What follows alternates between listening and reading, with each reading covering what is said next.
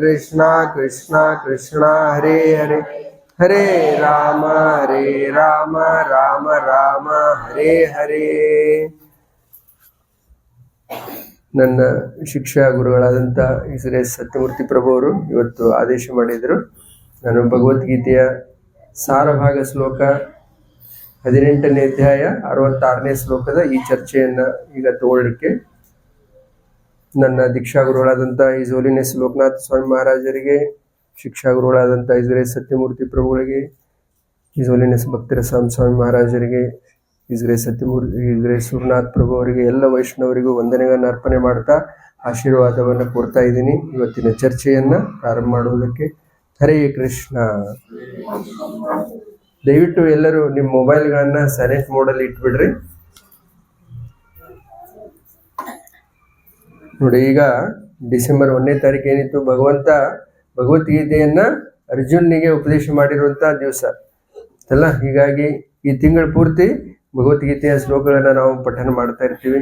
ಈಗ ಇವತ್ತು ವಿಶೇಷವಾಗಿ ನಾವು ಈಗ ಭಗವದ್ಗೀತೆಯ ಪೂರ್ತಿ ಸಾರಭಾಗ ಭಗವಂತ ಇಲ್ಲಿ ಒಂದು ಶ್ಲೋಕದಲ್ಲಿ ಉಪದೇಶವನ್ನ ಮಾಡ್ತಾ ಇದ್ದಾರೆ. ಆ ಶ್ಲೋಕದ ಚರ್ಚೆಯನ್ನ ಇವತ್ತು ನಾವು ಎಲ್ಲರೂ ಮಾಡೋಣ. ಆ ಶ್ಲೋಕ 18ನೇ ಅಧ್ಯಾಯ ಶ್ಲೋಕ ಸಂಖ್ಯೆ 66. ಈಗ ಇದನ್ನ ಪಠನ ಮಾಡೋಣ ಶ್ಲೋಕವನ್ನ. ಸರ್ವಧರ್ಮಾನ್ ಪರಿತ್ಯಜ್ಯ ಮಾಮೇಕಂ ಶರಣಂ ವೃಜ ಅಹಂ ತ್ವಾಂ ಸರ್ವಪಾಪೇಭ್ಯೋ ಮೋಕ್ಷಯಿಷ್ಯಾಮಿ ಮಾ ಶುಚಃ. ಸರ್ವಧರ್ಮಾನ್ ಪರಿತ್ಯಜ್ಯ ಮಾಮೇಕಂ ಶರಣಂ ವೃಜ ಅಹಂ ತ್ವಾಂ ಸರ್ವಪಾಪೇಭ್ಯೋ ಮೋಕ್ಷಯಿಷ್ಯಾಮಿ ಮಾ ಶುಚಃ. ಯಾರಾದ್ರೂ ಹೇಳ್ತೀರಿ? ಸರ್ವಧರ್ಮಾನ್ ಪರಿತ್ಯಜ್ಯ ಮಾಮೇಕಂ ಶರಣಂ ವೃಜ ಅಹಂ ತ್ವಾಂ ಸರ್ವಪಾಪೇಭ್ಯೋ ಮೋಕ್ಷಯಿಷ್ಯಾಮಿ ಮಾ ಶುಚಃ. ಸರ್ವಧರ್ಮಾನ್ ಪರಿತ್ಯಜ್ಯ ಮಾಮೇಕಂ ಶರಣಂ ವೃಜ ಅಹಂ ತ್ವಾಂ ಸರ್ವಪಾಪೇಭ್ಯೋ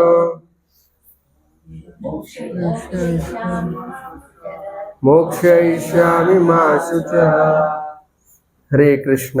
ಈಗ ಶಬ್ದಗಳ ಅರ್ಥ, ಅನುವಾದ ಮತ್ತು ಭಾವಾರ್ಥ ಎಸಿ ಭಕ್ತಿ ವೇದಾಂತ ಸ್ವಾಮಿ ಶ್ರೀಲ ಪ್ರಭುಪಾದರಿಂದ. ಶ್ರೀಲ ಪ್ರಭುಪಾದ ಕಿ. ಸರ್ವಧರ್ಮಾನ್, ಎಲ್ಲ ಪ್ರಕಾರದ ಧರ್ಮಗಳನ್ನು, ಪರಿತ್ಯಜ್ಯ, ತ್ಯಜಿಸಿ, ಮಾಂ, ನನ್ನನ್ನು, ಏಕಂ, ಮಾತ್ರ, ಶರಣಂ, ಶರಣು, ರುಜ, ಹೋಗು, ಅಹಂ, ನಾನು, ತ್ವಾಂ, ನಿನ್ನನ್ನು, ಸರ್ವ, ಎಲ್ಲ, ಪಾಪೇಭ್ಯಃ, ಪಾಪಗಳಿಂದ, ಮೋಕ್ಷಯಿಷ್ಯಾಮಿ, ವಿಮೋಚನೆಗೊಳಿಸುತ್ತೇನೆ, ಮಾ ಶುಚಃ, ಚಿಂತಿಸಬೇಡ. ಅನುವಾದ: ಎಲ್ಲ ಧರ್ಮಗಳನ್ನು ಪರಿತ್ಯಜಿಸಿ ನನಗೆ ಶರಣಾಗತನಾಗು, ನಾನು ನಿನ್ನನ್ನು ಎಲ್ಲ ಪಾಪಗಳಿಂದ ಮುಕ್ತನನ್ನಾಗಿ ಮಾಡುತ್ತೇನೆ, ಹೆದರಿಕೊಳ್ಳಬೇಡ. ಭಾವಾರ್ಥ: ಪ್ರಭು ವಿವಿಧ ಬಗೆಯ ಧ್ಯಾನವನ್ನು, ಧಾರ್ಮಿಕ ಪ್ರಕ್ರಿಯೆಗಳನ್ನು ವರ್ಣಿಸಿದ್ದಾನೆ. ಪರಂಬ್ರಹ್ಮನ ಜ್ಞಾನ, ಪರಮಾತ್ಮನ ಜ್ಞಾನ, ವಿವಿಧ ರೀತಿಯ ವರ್ಣಾಶ್ರಮ ಧರ್ಮಗಳ ಜ್ಞಾನ, ಸನ್ಯಾಸಾಶ್ರಮದ ಜ್ಞಾನ, ನಿರ್ಲಿಪ್ತತೆ, ಇಂದ್ರಿಯ ಮತ್ತು ಮನಸ್ಸುಗಳ ನಿಯಂತ್ರಣ, ಧ್ಯಾನ ಮೊದಲಾದವುಗಳು ಜ್ಞಾನ. ಹೀಗೆ ಹಲವು ಬಗೆಯ ಜ್ಞಾನ ನೀಡಿದ್ದಾನೆ. ಅನೇಕ ರೀತಿಗಳಲ್ಲಿ ಬೇರೆ ಬಗೆಯ ಧರ್ಮವನ್ನು ವರ್ಣಿಸಿದ್ದಾನೆ.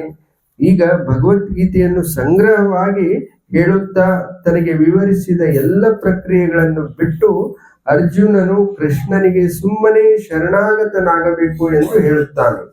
ಇಂತಹ ಶರಣಾಗತಿಯು ಅವನನ್ನು ಎಲ್ಲ ಪಾಪ ಕರ್ಮಗಳಿಂದ ರಕ್ಷಿಸುತ್ತದೆ, ಏಕೆಂದರೆ ಸ್ವತಃ ಪ್ರಭುವೇ ಅವನನ್ನು ರಕ್ಷಿಸುವುದಾಗಿ ಮಾತು ಕೊಡುತ್ತಾನೆ. 7ನೇ ಅಧ್ಯಾಯದಲ್ಲಿ ಎಲ್ಲ ಪಾಪಮಯ ಪ್ರಕ್ರಿಯೆಗಳಿಂದ ಬಿಡುಗಡೆಯಾದವನು ಮಾತ್ರ ಶ್ರೀಕೃಷ್ಣನ ಪೂಜೆಯನ್ನು ಕೈಗೊಳ್ಳಬಹುದು ಎಂದು ಹೇಳಿದೆ. ಆದ್ದರಿಂದ ಮನುಷ್ಯನು ತಾನು ಎಲ್ಲ ಪಾಪಕರ್ಮಗಳಿಂದ ಮುಕ್ತನಾಗದೆ ಶರಣಾಗತಿಯ ವಿಧಾನವನ್ನು ಕೈಗೊಳ್ಳುವಂತಿಲ್ಲ ಎಂದು ಯೋಚಿಸಬಹುದು. ಇಂತಹ ಸಂದೇಹಗಳಿಗೆ ಉತ್ತರವಾಗಿ ಮನುಷ್ಯನು ಎಲ್ಲ ಪಾಪಮಯ ಪ್ರಕ್ರಿಯೆಗಳಿಂದ ಮುಕ್ತನಾಗದಿದ್ದರೂ ಶ್ರೀಕೃಷ್ಣನಿಗೆ ಶರಣಾಗತನಾಗುವ ಪ್ರಕ್ರಿಯೆ ಮಾತ್ರದಿಂದಲೇ ಅವನು ತಂತಾನೆ ಮುಕ್ತನಾಗುತ್ತಾನೆ ಎಂದು ಇಲ್ಲಿ ಹೇಳಿದೆ. ಪಾಪಮಯ ಪ್ರಕ್ರಿಯೆಗಳಿಂದ ಬಿಡಿಸಿಕೊಳ್ಳಲು ಶ್ರಮ ಪಡುವ ಅಗತ್ಯವೇ ಇಲ್ಲ. ಮನುಷ್ಯನು ಒಂದಿಷ್ಟು ಹಿಂಜರಿಯದೆ ಕೃಷ್ಣನನ್ನು ಎಲ್ಲ ಜೀವಿಗಳ ಪರಮೋದ್ಧಾರಕ ಎಂದು ಸ್ವೀಕರಿಸಬೇಕು. ಶ್ರದ್ಧೆ ಮತ್ತೆ ಪ್ರೀತಿಗಳಿಂದ ಮನುಷ್ಯನು ಅವನಿಗೆ ಶರಣಾಗಬೇಕು. ಕೃಷ್ಣನಿಗೆ ಶರಣಾಗುವ ಪ್ರಕ್ರಿಯೆಯನ್ನು ಹರಿಭಕ್ತಿ ವಿಲಾಸದಲ್ಲಿ ವರ್ಣಿಸಿದೆ.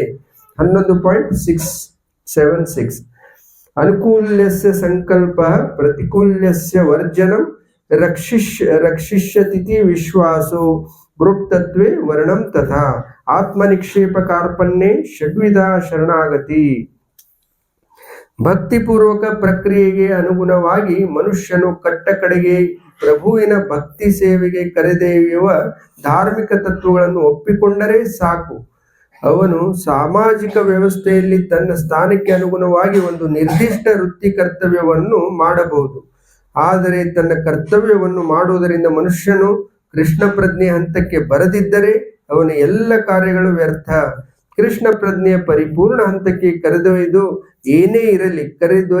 ಏನೇ ಇರಲಿ ಅದನ್ನು ತಪ್ಪಿಸಬೇಕು. ಕೃಷ್ಣನು ತನ್ನನ್ನು ಎಲ್ಲ ಸನ್ನಿವೇಶಗಳಲ್ಲಿಯೂ ಎಲ್ಲ ಕಷ್ಟಗಳಿಂದಲೂ ಪಾರು ಮಾಡುತ್ತಾನೆ ಎಂಬ ವಿಶ್ವಾಸವು ಮನುಷ್ಯನಿಗಿರಬೇಕು.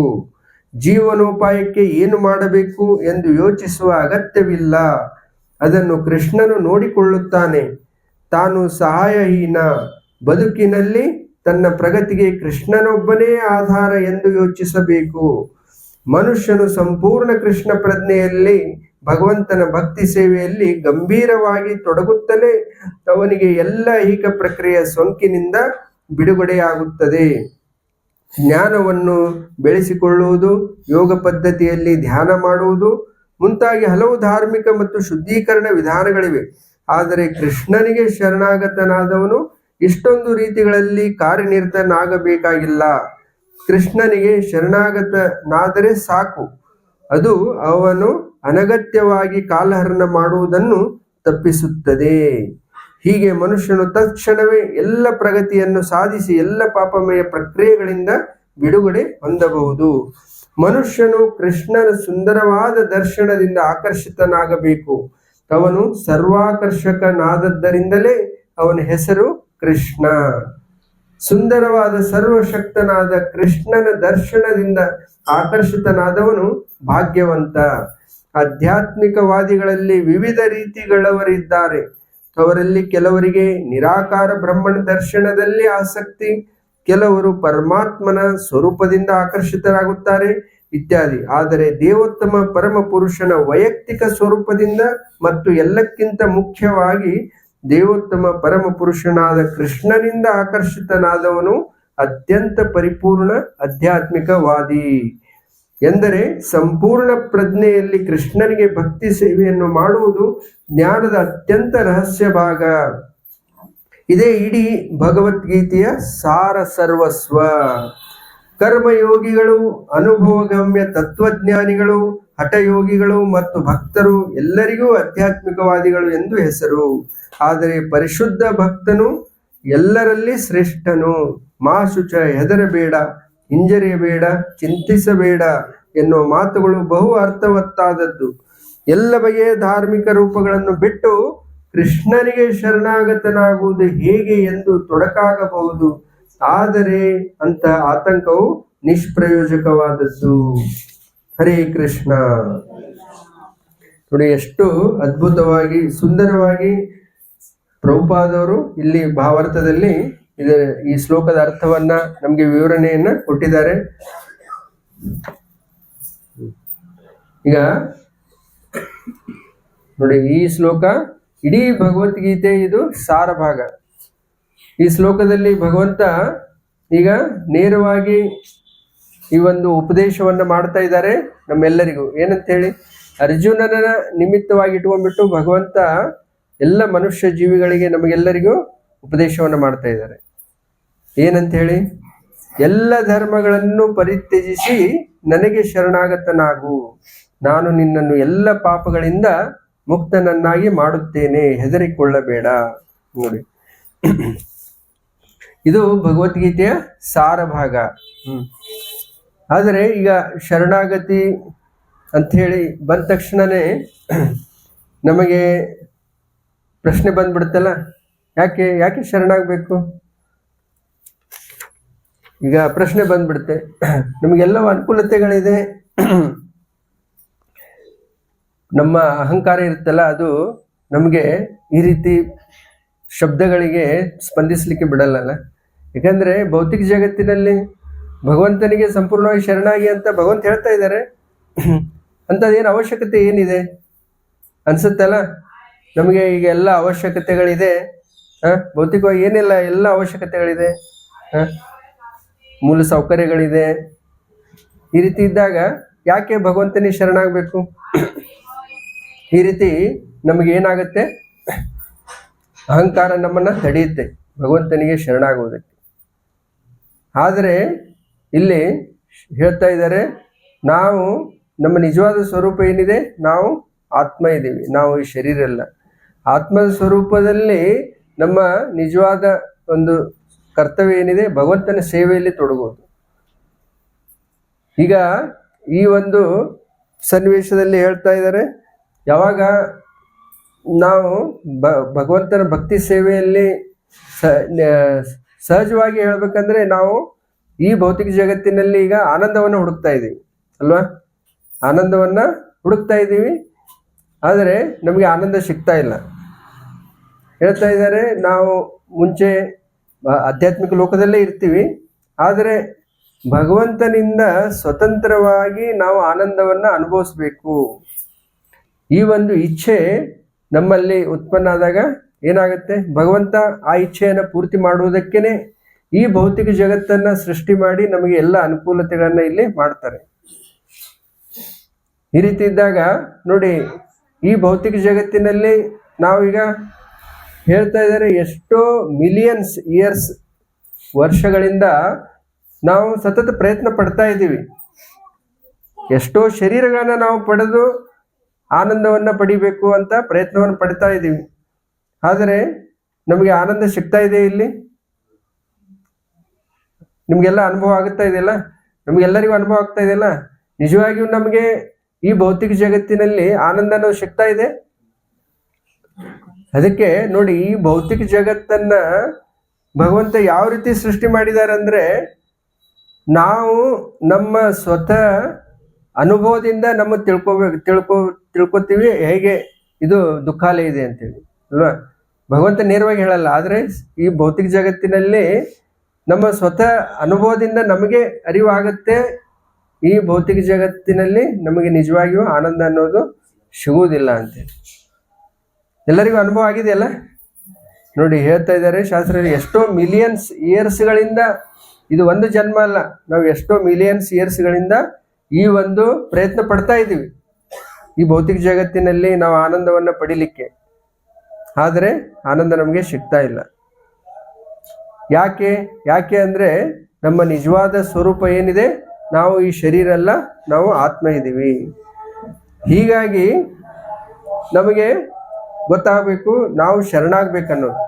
ಆದರೆ ನಮ್ಮ ಅಹಂಕಾರ ತಡಿತಾ ಇದೆಯಲ್ಲ, ಇಲ್ಲ ಇನ್ನೂ ನಾನು ಪ್ರಯತ್ನ ಪಡ್ತೀನಿ, ಇಲ್ಲಿ ಆನಂದವನ್ನ ಹೇಗೋ ಪಡಿಲಿಕ್ಕೆ ಪ್ರಯತ್ನ ಪಡ್ತೀನಿ ಅಂತ ಹೇಳಿ ನಮ್ಮ ಅಹಂಕಾರ ನಮ್ಮನ್ನ ತಡಿಲಿಕ್ಕೆ ಪ್ರಯತ್ನ ಪಡುತ್ತೆ. ಆದರೆ ನಮಗೆ ಅರಿವಾಗಬೇಕೀಗ ನಮ್ಮ ಸ್ವತಃ ಅನುಭವದಿಂದಲೇ ನಮ್ಗೆ ಗೊತ್ತಾಗ್ತಾ ಇದೆಯಲ್ಲ. ಆದ್ರೆ ಈಗ ಹಾಗಾದ್ರೆ ಭಗವಂತನಿಗೆ ಯಾಕೆ ಶರಣಾಗ್ಬೇಕು? ಭಗವಂತ ಇಲ್ಲಿ ಹೇಳ್ತಾ ಇದ್ದಾರೆ, ಯಾವಾಗ ನೀವು ನನಗೆ ಶರಣಾಗ್ತೀರಿ ಆಗ ಭಗವಂತ ಹೇಳ್ತಾ ಇದ್ದಾರೆ, ನಿಮ್ಮನ್ನ ಎಲ್ಲ ಪಾಪಗಳಿಂದ ನಾನು ಮುಕ್ತಗೊಳಿಸ್ತೀನಿ, ಮತ್ತೆ ನಿಮ್ಗೆ ಮೋಕ್ಷವನ್ನ ಕೊಡ್ತೀನಿ. ಈ ರೀತಿ ಭಗವಂತ ಇಲ್ಲಿ ಆಶ್ವಾಸನೆ ಕೊಡ್ತಾ ಇದ್ದಾರೆ. ನೋಡಿ, ಭಗವಂತ ಹೇಳ್ತಾ ಇದ್ದಾರೆ, ಎಲ್ಲ ಧರ್ಮಗಳನ್ನು ಪರಿತ್ಯಜಿಸಿ ನನಗೆ ಶರಣಾಗತನಾಗು ಅಂದ್ಕೂಡ್ಲೆ ಸ್ವಾಭಾವಿಕವಾಗಿ ನಮಗೆ ಏನು ಪ್ರಶ್ನೆ ಬರುತ್ತೆ, ಯಾವೆಲ್ಲ ಈ ರೀತಿ ಧರ್ಮಗಳು ಅಂತ ಹೇಳಿ ಪ್ರಶ್ನೆ ಬಂದ್ಬಿಡುತ್ತಲ್ಲ. ಸಾಮಾಜಿಕವಾಗಿ ನಾವೇನ್ ತಿಳ್ಕೊತೀವಿ, ಸಮಾಜದಲ್ಲೇ ಈ ರೀತಿ ಎಲ್ಲ ಹಿಂದೂ, ಮುಸ್ಲಿಂ, ಕ್ರಿಶ್ಚಿಯನ್ ಈ ರೀತಿ ಧರ್ಮಗಳ ಬಗ್ಗೆ ಹೇಳ್ತಾ ಇದ್ದಾರೆ, ಇವೆಲ್ಲ ಬಿಟ್ಬಿಟ್ಟು ನಾನು ಭಗವಂತನಿಗೆ ಶರಣಾಗಬೇಕು, ಈ ರೀತಿ ನಮಗೆ ಸಹಜವಾಗಿ ಅರ್ಥ ಆಗುತ್ತಲ್ಲ. ಆದ್ರೆ ಇದು ಅಲ್ಲ, ಇದರ ಅರ್ಥ ಈ ರೀತಿ ಅಲ್ಲ. ನೋಡಿ, ಪ್ರಭುಪಾದವರು ಇದರ ಅರ್ಥವನ್ನ ಈ ರೀತಿ ಹೇಳ್ತಾರೆ, ಅಂದ್ರೆ ನಾವು ಎಲ್ಲ ಉಪಾಧಿಗಳಿಂದ ರಹಿತರಾಗಬೇಕು, ಎಲ್ಲ ಉಪಾಧಿಗಳಿಂದ ನಾವು ರಹಿತರಾಗಬೇಕು. ನೋಡಿ, ನಾವೆಲ್ಲ ಏನೆಲ್ಲ ಉಪಾಧಿಗಳಿಂದ ನಾವು ನಮ್ಮನ್ನ ಗುರುತಿಸ್ಕೊತಾ ಇದ್ದೀವಿ. ಉಪಾಧಿಗಳು ಅಂದ್ರೆ ನಮ್ಮನ್ನ ಐಡೆಂಟಿಫೈ ಮಾಡ್ಕೊತಾ ಇದೀವಲ್ಲ. ಯಾವ ರೀತಿ ಐಡೆಂಟಿಫೈ ಮಾಡ್ಕೊತಾ ಇದೀವಿ? ಮೊದಲು ನಮ್ಮ ದೇಹದೊಂದಿಗೆ ನಮ್ಮನ್ನ ಗುರುತಿಸ್ಕೊತಾ ಇದೀವಿ ಅಲ್ವಾ? ಮೊದಲನೇ ಐಡೆಂಟಿಫಿಕೇಶನ್ ಏನು? ಮೊದಲು ನಾವು ನಮ್ಮ ದೇಹದೊಂದಿಗೆ ಗುರುತಿಸ್ಕೊತಾ ಇದ್ದೀವಿ. ಆಮೇಲೆ ಈ ಕರ್ನಾಟಕದ ಭೂಮಿಯಲ್ಲಿ ನಾನು ಜನ್ಮ ತಗೊಂಡಿದ್ದೀನಿ, ಈ ದೇಶದ ವ್ಯಕ್ತಿ ಇದ್ದೀನಿ, ಈ ಒಂದು ಜಾತಿಯಲ್ಲಿ ನಾನು ಹುಟ್ಟಿದ್ದೀನಿ, ನಾನು ವೈದ್ಯನಾಗಿದ್ದೀನಿ, ನಾನು ಶ್ರೀಮಂತ ವ್ಯಕ್ತಿ ಆಗಿದ್ದೀನಿ, ನಾನು ಸುಂದರವಾಗಿದ್ದೀನಿ, ನಾನು ಜ್ಞಾನಿಯಾಗಿದ್ದೀನಿ, ತುಂಬಾ ಬುದ್ಧಿವಂತ ಇದ್ದೀನಿ, ಈ ರೀತಿ ನಮ್ಮನ್ನು ಗುರುತಿಸ್ಕೊತಾ ಇದೀವಲ್ಲ. ಇವೆಲ್ಲವೂ ಉಪಾಧಿಗಳು ಅಂತ ಹೇಳ್ತಾ ಇದ್ದಾರೆ. ಈ ಎಲ್ಲ ಉಪಾಧಿಗಳಿಂದ ನಾವು ಮುಕ್ತರಾಗಬೇಕು. ಅದು ಸರ್ವಧರ್ಮಾನ್ ಪರಿತ್ಯಜ್ಯ ಈ ಒಂದು ಶಬ್ದಕ್ಕೆ ಅರ್ಥ ಅಂತೇಳಿ ಪ್ರಭುಪಾದವರು ಇದರ ವಿಶ್ಲೇಷಣೆಯನ್ನ ಕೊಡ್ತಾ ಇದ್ದಾರೆ. ನೋಡಿ, ಪ್ರಭುಪಾದರು ಹೇಳ್ತಾರೆ, ಸರ್ವೋಪಾಧಿ ವಿನುರ್ಮುಕ್ತಂ ತತ್ಪರತ್ವೇನ ನಿರ್ಮಲಂ ರಸಿಕೇಶ ಸೇವನಂ ಭಕ್ತಿರುಚ್ಯತೆ. ಈ ರೀತಿ ನಾವು ನಮ್ಮ ನಿಜವಾದ ಸ್ವರೂಪದಲ್ಲಿ ಸ್ಥಿತರಾಗಬೇಕು. ಗೊತ್ತಾಯ್ತಲ್ಲ? ಈಗ ಇದು ಏನು ಭೌತಿಕ ಲೌಕಿಕ ಧರ್ಮಗಳಿದೆ, ಇದೆಲ್ಲವೂ ಯಾವುದಿದೆ? ಇದು ಮನುಷ್ಯರಿಂದ ಸೃಷ್ಟಿಯಾದಂಥ, ಮನುಷ್ಯ ಜೀವಿಗಳಿಂದ ಸೃಷ್ಟಿಯಾದಂಥ ಧರ್ಮಗಳು. ಇದು ದೇಹದ ಸ್ತರದಲ್ಲಿ ಇರುವಂತ ಧರ್ಮಗಳು. ನಿಜವಾಗಿಯೂ ಧರ್ಮ ಅಂದ್ರೆ ಏನು? ಅದು ಭಗವಂತನಿಂದ ಉಪದೇಶಿತವಾಗಿರ್ಬೇಕು, ಶಾಸ್ತ್ರದಿಂದ ಸಮ್ಮತವಾಗಿರ್ಬೇಕು. ಧರ್ಮಂ ತು ಸಾಕ್ಷಾತ್ ಭಗವತ್ ಪ್ರಣೀತಂ. ನಿಜವಾದ ಧರ್ಮ ಏನು? ಅದು ಭಗವಂತನಿಂದ ಯಾವ್ದು ಹೇಳಲ್ಪಡುತ್ತೆ ಅದು ನಿಜವಾದ ಧರ್ಮ. ಭಾಗವತಂದಲ್ಲಿ ಹೇಳ್ತಾ ಇದ್ದಾರೆ, ನಮ್ಮ ಈ ಆತ್ಮದ ನಿಜವಾದ ಧರ್ಮ ಏನು? ಸವೈ ಪುಂಸಾಂ ಪರೋ ಧರ್ಮೋ ಯಥೋ ಭಕ್ತಿರ್ ಅಧೋಕ್ಷಜ ಅಹೇತುಕಿ ಅಪ್ರತಿಹತ ಯಯಾತ್ಮ ಸುಪ್ರಸೀದತಿ. ನೋಡಿ, ಆತ್ಮಕ್ಕೆ ಆನಂದ ನಾವು ಹುಡುಕ್ತಾ ಇದೀವಲ್ಲ, ಆನಂದಮಯೋ ಅಭ್ಯಾಸ. ನಾವು ಆನಂದವನ್ನು ಹುಡುಕ್ತಾ ಇದೀವಿ, ಆದ್ರೆ ಆ ನಿಜವಾದ ಆನಂದ ಆತ್ಮಕ್ಕೆ ಯಾವಾಗ ಸಿಗುತ್ತೆ? ಅದು ಭಗವಂತನ ಭಕ್ತಿ ಸೇವೆಯಲ್ಲಿ ನಾವು ತೊಡಗೋದ್ರಿಂದ. ನಿಜವಾದ ಧರ್ಮ ಯಾವುದು? ಭಗವಂತನ ಭಕ್ತಿ ಸೇವೆಯಲ್ಲಿ ತೊಡಗೋದು. ಈ ಒಂದು ಶಬ್ದ ಬರ್ತಲ್ಲ, ಸನಾತನ ಧರ್ಮ ಅಂತ ಹೇಳಿ. ಸನಾತನ ಭಗವದ್ಗೀತೆಯಲ್ಲಿ ಈ ಶಬ್ದನೂ ಬರ್ತಲ್ಲ, ಮಮೇವಾಂಶೋ ಜೀವಲೋಕೆ ಜೀವಭೂತ ಸನಾತನ. ಸನಾತನ ಅಂದ್ರೆ ಶಾಶ್ವತವಾಗಿರುವಂಥದ್ದು. ಹಿಂದಿ ಟ್ರಾನ್ಸ್ಲೇಷನ್ ಬೇಕಾಗುತ್ತಾ? ಮತ್ತೆ ಸ್ವಲ್ಪ ಹಿಂದಿ ಕನ್ನಡ ಎರಡು ಬೇಕಾಗುತ್ತಾ? ನಡೆಯುತ್ತಾ? ಹಿಂದಿ ಅಷ್ಟು, ಕನ್ನಡ ಅಷ್ಟೇ? ಓಕೆ, ಆಯ್ತು. ಓಕೆ, ಹರೇ ಕೃಷ್ಣ. ಈಗ ಸನಾತನ ಶಬ್ದ ನಾವು ಕೇಳಿದೀವಲ್ಲ, ಸನಾತನ ಧರ್ಮ ಅಂತ ಹೇಳಿ. ಈ ಸನಾತನ ಧರ್ಮ ಶಬ್ದದ ಅರ್ಥ ಏನು? ಸನಾತನ ಅಂದ್ರೆ ಶಾಶ್ವತವಾಗಿರುವಂಥದ್ದು. ಶಾಶ್ವತವಾಗಿರುವಂಥದ್ದು ಯಾವುದು? ಭಗವಂತ ಶಾಶ್ವತವಾಗಿದ್ದಾರೆ, ಆತ್ಮ ಶಾಶ್ವತವಾಗಿದೆ. ಭಗವಂತ ಮತ್ತು ಆತ್ಮದ ನಡುವಿನ ಸಂಬಂಧ ಏನಿದೆ ಇದು ಶಾಶ್ವತವಾಗಿದೆ. ಸನಾತನ ಅಂದ್ರೆ ಶಾಶ್ವತವಾಗಿರುವಂಥದ್ದು. ಅಂದ್ರೆ ಈ ಶಾಶ್ವತವಾಗಿರುವಂತ ಭಗವಂತನ ಆ ಸೇವೆಯಲ್ಲಿ ತೊಡಗುವುದು ಇದು ಸನಾತನ ಧರ್ಮದ ಅರ್ಥ. ಸನಾತನ ಧರ್ಮದ ಅರ್ಥ ಏನು? ಭಾಗವತ ಧರ್ಮ ಅಂದ್ರೆ ಸನಾತನ ಅಂದ್ರೆ ಭಗವಂತ ಶಾಶ್ವತವಾಗಿದ್ದಾರೆ, ಆತ್ಮದ ನಿಜವಾದ ಸ್ವರೂಪ ಏನಿದೆ ಭಗವಂತನ ಸೇವೆಯಲ್ಲಿ ತೊಡಗುವುದು. ಸನಾತನ ಧರ್ಮದ ಅರ್ಥ ಏನು? ಭಗವಂತನ ಸೇವೆಯಲ್ಲಿ ತೊಡಗುವುದು, ಅದು ಸನಾತನ ಧರ್ಮದ ಅರ್ಥ. ಈ ರೀತಿ ನಾವು ಭಗವಂತ ಇಲ್ಲಿ ಸಂಪೂರ್ಣವಾಗಿ ಈ ನಮ್ಮ ಈ ಒಂದು ಸಾರ ಭಾಗವನ್ನ ಈ ಉಪದೇಶದ ಹೇಳ್ತಾ ಇದ್ದಾರೆ. ನಮ್ಮ ನಿಜವಾದ ಸ್ವರೂಪದಲ್ಲಿ ನಾವು ಸ್ಥಿತವಾಗಬೇಕು. ಅದಕ್ಕೆ ಹೇಳ್ತಾ ಇದ್ದಾರೆ, ನಾವು ಎಷ್ಟೋ ಜನ್ಮಗಳಿಂದ ಬಹುನಾಂ ಜನ್ಮನಾಮಂತೆ ಜ್ಞಾನವಾನ್ ಮಾಂ ಪ್ರಪದ್ಯತೆ ವಾಸುದೇವ ಸರ್ವಮಿತಿ ಸ ಮಹಾತ್ಮ ಸುದುರ್ಲಭ. ನಾವು ಎಷ್ಟೋ ಜನ್ಮಗಳಿಂದ ನಾವು ಜ್ಞಾನವನ್ನು ಪಡಿತಾ ಒಂದು ಜನ್ಮ ಈ ಜನ್ಮದಲ್ಲಿ ಅರ್ಥ ಆಗತ್ತಂತೆ. ಓ ವಾಸುದೇವ ಅಂದ್ರೆ ಎಲ್ಲ ಕಡೆ ವಾಸ ಮಾಡುವಂತ ಆ ವಾಸುದೇವನೇ ಸರ್ವಮಿತಿ, ಅವನೇ ಪರಂ ನಿಯಂತ್ರಕ ಇದ್ದಾನೆ, ಇಡೀ ಸೃಷ್ಟಿಯ ಮೂಲ ಇದ್ದಾನೆ. ಅವಾಗ ಆತ್ಮ ಶರಣಾಗುತ್ತೆ. ಇಂಥವನು ಮಹಾತ್ಮ ಅಂತ ಭಗವಂತ ಹೇಳ್ತಾ ಇದ್ದಾರೆ ನೋಡಿ. ಅಂದ್ರೆ ಭಗವಂತನಿಗೆ ಶರಣಾಗುವಂತ ಇದೇನಿದೆ ಅದು ತುಂಬಾ ವಿರಳವಾಗುತ್ತೆ. ಆತ್ಮದ್ದು ಬ್ರಹ್ಮಾಂಡ ಭ್ರಮೀತೆ ಕೋನ ಭಾಗ್ಯವಾನ ಜೀವ ಗುರು ಕೃಷ್ಣ ಪ್ರಸಾದೆ ಪಾಯೆ ಭಕ್ತಿ ಲತಾದು. ಅಂದ್ರೆ ನಾವೆಲ್ಲ ಇಲ್ಲಿ ಬಂದು ಏನು ಈಗ ನಾವು ಭಕ್ತರ ಸಂಘ ಮಾಡ್ತಾ ಇದೀವಿ, ಭಕ್ತಿ ಮಾಡ್ತಾ ಇದೀವಿ ಅಂದ್ರೆ ನಾವೆಲ್ಲ ಭಾಗ್ಯಶಾಲಿಗಳು. ಯಾಕಂದ್ರೆ ಎಷ್ಟೋ ಜನ್ಮಗಳಿಂದ ನಾವು ಈ ಜನ್ಮ ಮರಣ ಚಕ್ರದಲ್ಲಿ ಸುತ್ತಾನೇ ಇದ್ದೀವಿ, ಆದರೆ ನಮಗೆ ನಿಜವಾಗಿಯೂ ಆ ಒಂದು ಆಶ್ರಯ ಸಿಕ್ಕಿಲ್ಲ. ಆದರೆ ಈಗ ಏನೋ ಗುರುವಿನ ಕೃಪೆಯಿಂದ, ಭಗವಂತನ ಕೃಪೆಯಿಂದ ಈಗ ನಾವು ಇಲ್ಲಿ ಭಕ್ತಿ ಸೇವೆಯಲ್ಲಿ ತೊಡಗಲಿಕ್ಕೆ ಸಾಧ್ಯ ಆಗುತ್ತೆ. ಅದಕ್ಕೆ ಈ ಶಬ್ದಗಳ ಅರ್ಥದಲ್ಲಿ ಸರ್ವಧರ್ಮಾನ್ ಪರಿತ್ಯಜ್ಯ, ಈ ಒಂದು ಶಬ್ದದ ಅರ್ಥವನ್ನ ಈಗ ನಾವು ಅರ್ಥ ಮಾಡ್ಕೊಂಡ್ವಿ. ಈಗ ಮುಂದೆ ವಾಕ್ಯದಲ್ಲಿ ಭಗವಂತ ಹೇಳ್ತಾ ಇದ್ದಾರೆ, ಮಾಂ ಏಕಂ ಶರಣಂ ರುಜ ಅಂತ ಹೇಳ್ತಾರೆ. ಮಾಂ ಏಕಂ ಅಂತ ಹೇಳ್ತಾ ಇದ್ದಾರೆ. ಭಗವಂತ ಅಲ್ಲಿ ಹೇಳ್ತಾ ಇಲ್ಲ ನೀವು ಬೇರೆ ಎಲ್ಲ ಕಡೆನೂ ಆಶ್ರಯ ತಗೊಳ್ಳಿ ಆಮೇಲೆ ನನ್ನ ಆಶ್ರಯನ ತಗೊಳ್ಳಿ ಅಂತ ಹೇಳ್ತಾ ಇಲ್ಲ. ಅಲ್ಲಿ ಸ್ಪಷ್ಟವಾಗಿ ಹೇಳ್ತಾ ಇದ್ದಾರೆ ಭಗವಂತ ಮಾಂ ಏಕಂ ಶರಣಂ ರುಜ ಅಂತ ಹೇಳ್ಬಿಟ್ಟು. ಯಾಕೆ ಈ ರೀತಿ ಹೇಳ್ತಾ ಇದ್ದಾರೆ ಪ್ರಶ್ನೆ ಬರುತ್ತಲ್ಲ ನಮಗೆ. ಏನಿದು ಭಗವಂತ ತುಂಬಾ ರಿಸ್ಟ್ರಿಕ್ಷನ್ ಹಾಕ್ತಾ ಇದ್ದಾರೆ ತುಂಬಾ ರಿಸ್ಟ್ರಿಕ್ಷನ್ ಆಗ್ತಾ ಇದ್ದಾರೆ ಈ ರೀತಿ ಅನ್ಸುತ್ತೆ ಅಲ್ವಾ? ಅದೇ ಭಗವಂತ ಈ ರೀತಿ ಹೇಳ್ತಾ ಇರೋದು ಯಾರ ಹಿತಕ್ಕಾಗಿ? ನಮ್ಮ ಹಿತಕ್ಕಾಗಿನೇ. ಯಾಕೆಂದ್ರೆ ಈ ಮನುಷ್ಯ ಜನ್ಮದ ನಿಜವಾದ ಗುರಿ ಏನಿದೆ? ಶರೀರಂ ಖಲು ಧರ್ಮ ಸಾಧನಂ. ಅಂದ್ರೆ ನಾವು ಆತ್ಮ ಸಾಕ್ಷಾತ್ಕಾರ ಮಾಡ್ಕೊಳ್ಳೋದು ಮತ್ತೆ ಮರಳಿ ಭಗವತ್ ಧಾಮಕ್ಕೆ ಹೋಗುವುದೇ ಈ ಮನುಷ್ಯ ಜನ್ಮದ ನಿಜವಾದ ಗುರಿ ಇದೆಯಲ್ಲ. ದಾಸರು ಹೇಳ್ತಾ ಇದ್ದಾರೆ, ಅಲ್ಲಿರುವುದು ನಮ್ಮ ಮನೆ, ಇಲ್ಲಿ ಬಂದೆ ಸುಮ್ಮನೆ. ಅಂದ್ರೆ ನಮ್ಮ ನಿಜವಾದ ಸ್ವರೂಪ ಏನಿದೆ, ನಾವು ಆತ್ಮ ಇದ್ದೀವಿ, ಭಗವಂತನ ನಿತ್ಯ ಸೇವೆಯಲ್ಲಿ ತೊಡಗುವುದೇ ನಮ್ಮ ನಿಜವಾದ ಸ್ವರೂಪ ಇದೆ. ನಮ್ಮ ನಿಜವಾದ ಸ್ಥಾನ ಏನಿದೆ, ಆಧ್ಯಾತ್ಮಿಕ ಜಗತ್ತು ಇದೆ. ಆ ಒಂದು ಆಧ್ಯಾತ್ಮಿಕ ಜಗತ್ತಿಗೆ ನಾವು ಮರಳಿ ಹೋಗ್ಬೇಕಂದ್ರೆ ಆ ಒಂದು ಭಗವಂತ ಮಾತ್ರ ಆ ಮೋಕ್ಷವನ್ನು ಕೊಡ್ಲಿಕ್ಕೆ ಸಾಧ್ಯ ಇದೆ. ನೋಡಿ, ಈ ಭವಸಾಗರದಲ್ಲಿ ನಾವು ಹೇಗೋ ಈಗ ಬಿದ್ದುಬಿಟ್ಟಿದ್ದೀವಿ. ಮೋಕ್ಷ ಕೊಡ್ಲಿಕ್ಕೆ ಅದಕ್ಕೆ ಒಬ್ಬರೇ ಅರ್ಹರಾಗಿದ್ದಾರೆ. ನೋಡಿ, ಅಲ್ಲಿ ಶಿವ ಪಾರ್ವತಿಗೆ ಹೇಳ್ತಾ ಇದ್ದಾರೆ, ಏನೇನು ವರ್ಡ್ ಬರುತ್ತೆ, ಮೋಕ್ಷ ಸರ್ವೇಶ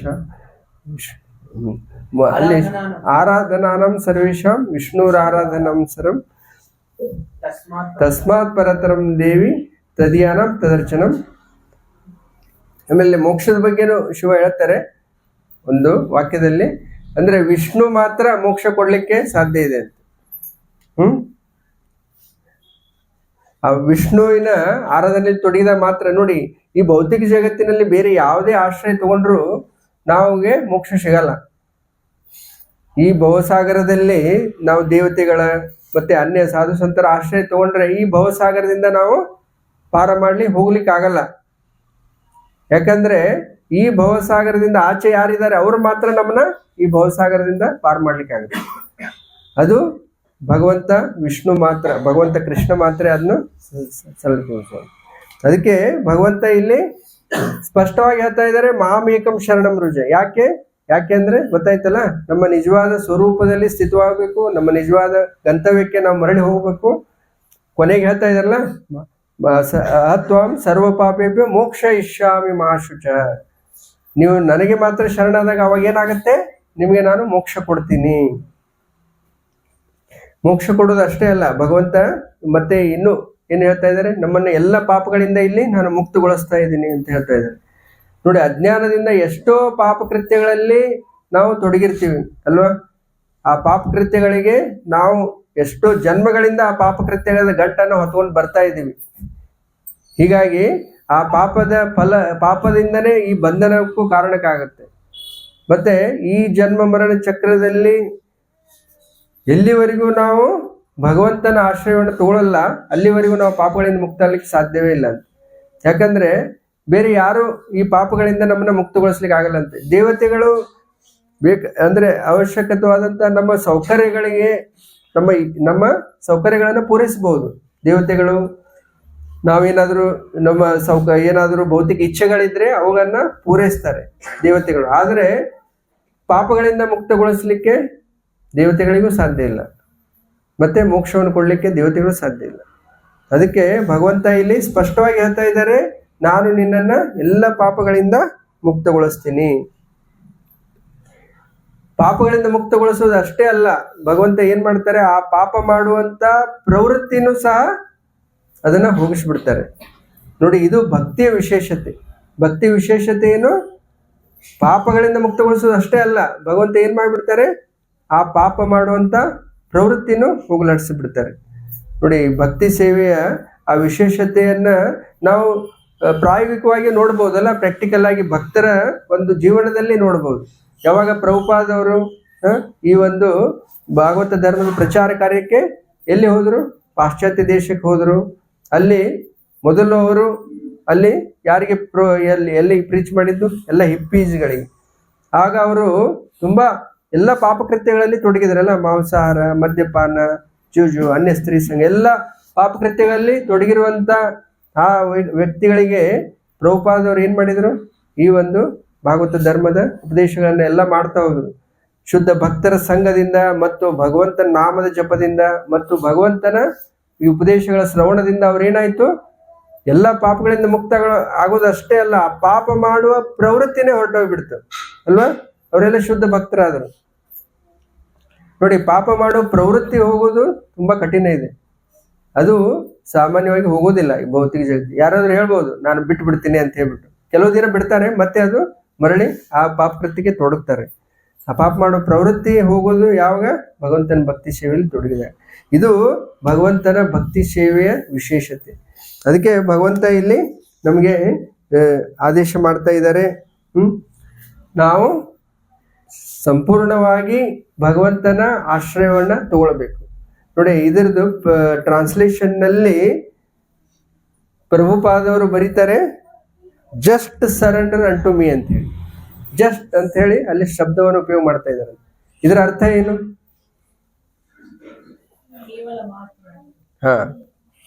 ಕೇವಲ. ಮತ್ತೆ ಏನೆಲ್ಲ ಅರ್ಥ ಆಗುತ್ತೆ? ಕೇವಲ ಭಗವಂತನ ಆಶ್ರಯ, ಮತ್ತೆ ಜಸ್ಟ್ ಸರೆಂಡರ್ ಅಂಟು ಮೀ ಅಂತ ಹೇಳ್ತಾ ಇದ್ದಾರೆ.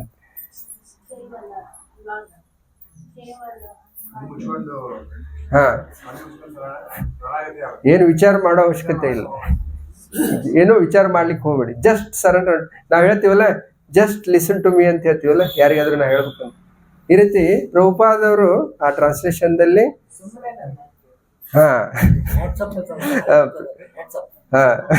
ಸುಮ್ಮನೆ ನನ್ನ ಮಾತು ಕೇಳು ಅಂದ್ರೆ ಪೂರ್ಣ ಹೃದಯದಿಂದ ಕೇಳು, ಈ ರೀತಿ. ಅಂದ್ರೆ ಇದರಲ್ಲಿ ಒಂದು ಎಮರ್ಜೆನ್ಸಿ ಇದೆ.